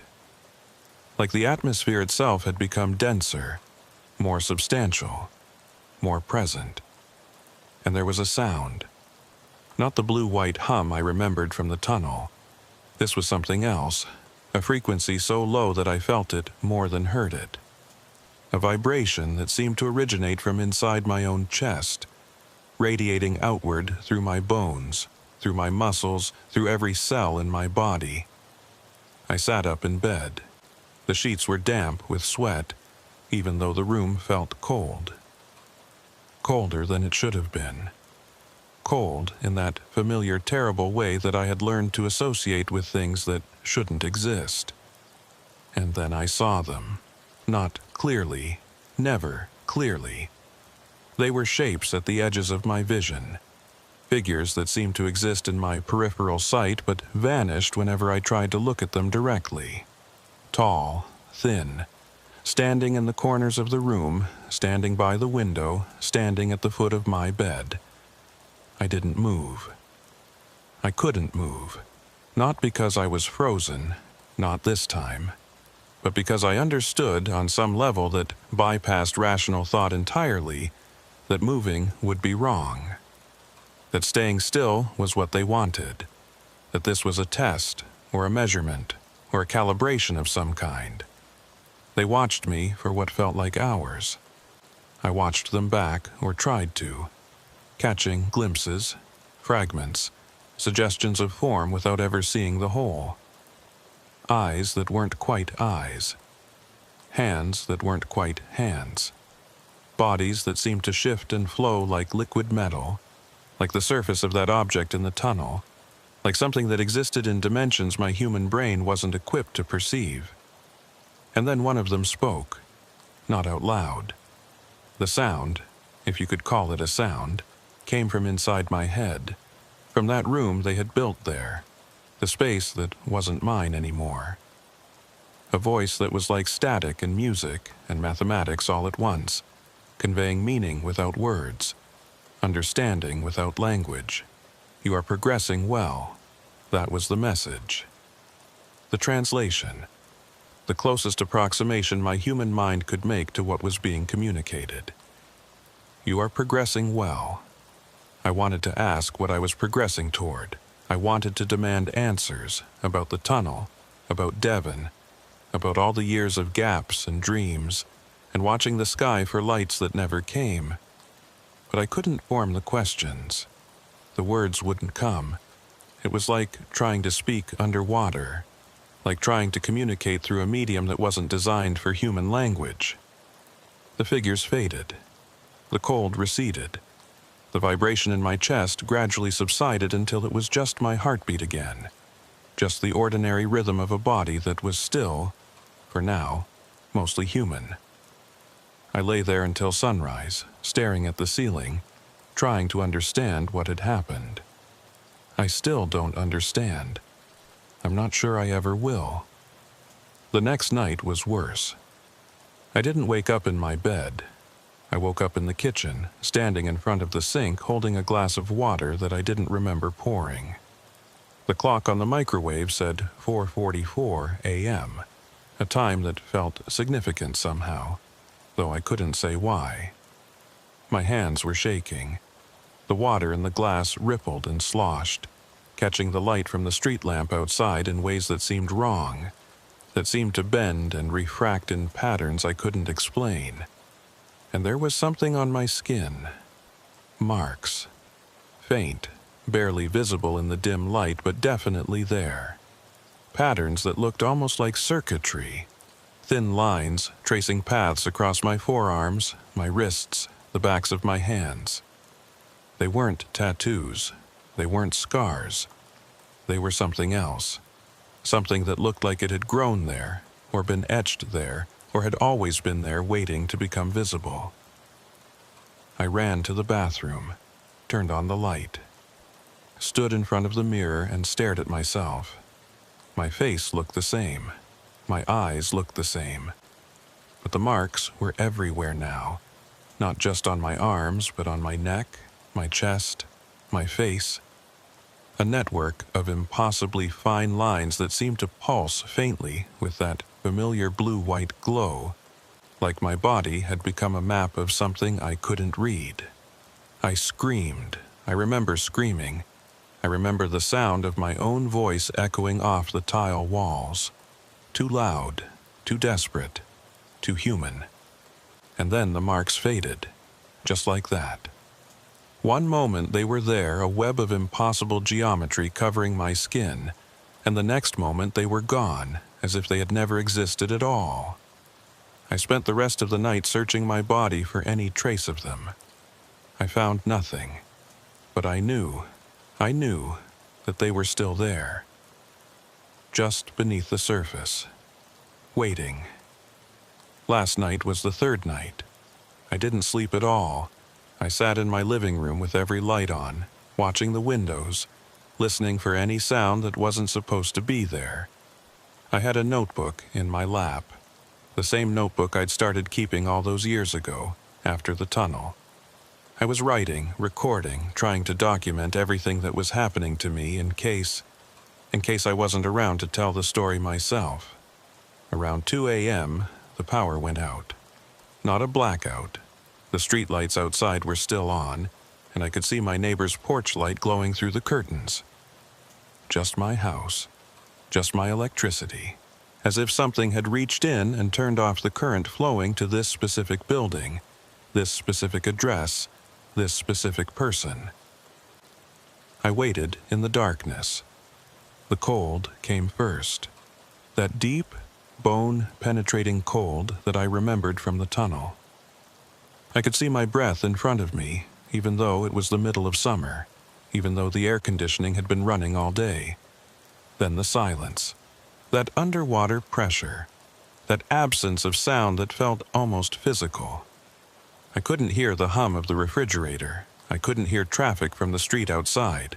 I couldn't hear my own heartbeat, even though I knew it was racing. And then the light. It came through the windows, all of them, from every direction, as if my entire house had been surrounded by that blue-white glow. It wasn't harsh or blinding. It was soft, almost gentle, like moonlight if the moon had been a color that didn't exist in nature. I stood up. I walked to the front door. I don't remember deciding to do this. My body just moved, responding to some signal I couldn't consciously perceive. I opened the door. The street was empty. No cars, no people, no signs of life at all.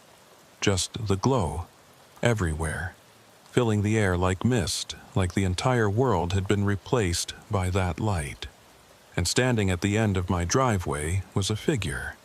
Not one of the shadow shapes I'd been seeing in my peripheral vision. This was solid, real, visible.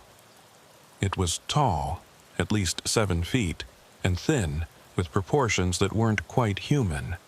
The skin was pale, almost translucent, and I could see something moving beneath it.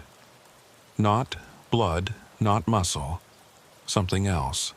Something that pulsed with that same blue-white light. It didn't have a face, not in any conventional sense. There were depressions where eyes should have been, a smooth plane where a nose and mouth might have existed. But there was no expression, no features, no way to read intention or emotion. It raised one hand. The gesture was almost human, almost a wave, almost a greeting. But there was something else in it too, something that felt like an invitation. "Come," the voice in my head said, not a command, a request, almost gentle. I took a step forward, and then the power came back on. The lights in my house flickered to life. The glow outside faded. The figure at the end of my driveway dissolved into the darkness, leaving nothing behind but the memory of its shape and the echo of that voice in my head. I stood in my doorway for a long time, staring at the empty street, waiting for something else to happen. Nothing did. But I know it will. I know tonight will be different. I know that whatever they've been building toward, whatever that preparation was for, it's almost complete. I called the number that Devon called me from. It rang once, then connected to nothing. Just silence. That profound underwater silence that I've learned to recognize. I held the phone to my ear for what felt like hours, and then I heard it. A voice. Not Devon's, not human, but a voice, speaking in words that I somehow understood, even though they weren't words in any language that's ever been spoken on Earth. "You are almost ready." That's all it said. That's all it needed to say. I don't know what happens next. I don't know if I'll wake up tomorrow as myself or as something else. I don't know if the knowledge locked in my head will finally be accessible, or if I'll simply stop existing as an individual consciousness entirely. I don't know if the others are out there somewhere. Devon, the woman from Montana, the truck driver, the pilot, waiting like me, preparing like me, becoming whatever it is we're becoming. But I know this. Something is changing. Something is coming, and we, all of us, everyone who's ever seen the lights, everyone who's ever lost time, everyone who's ever felt that cold and that silence and that pressure in their chest, we're part of it. Seeds, Devon called us. I understand now what he meant. We've been planted. We've been nurtured. We've been given everything we need to grow into whatever they want us to become. And the harvest is coming. I'm going to post this now. I'm going to save it everywhere I can, every platform, every archive, every corner of the internet that might preserve it after I'm gone. Because I need someone to know. I need someone to remember. I need someone to be ready when their turn comes. The lights are here. The silence is closing in, and I can feel the gaps starting again. Longer now, deeper, like falling into a well with no bottom. If you're reading this, and you've never seen what I've seen, then you still have time. Live your life. Love the people around you. Don't go looking for answers in places where the truth has been buried. But if you're reading this and you recognize what I'm describing, if you've felt the cold and heard the silence and seen the light that pulses like a heartbeat, then you know what's coming. You know we can't stop it. All we can do is hope that whatever we're becoming is something worth being. The light is outside my window now. It's beautiful. I never said that before. Never admitted it. But it is. It's the most beautiful thing I've ever seen. A color that doesn't exist in nature. A radiance that seems to come from everywhere and nowhere at once. I'm not afraid anymore. I don't know if that's because I've accepted what's happening, or because they've finally switched something off in my head.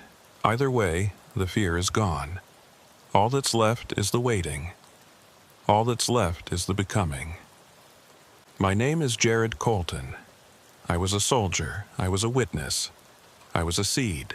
And now I'm something else entirely.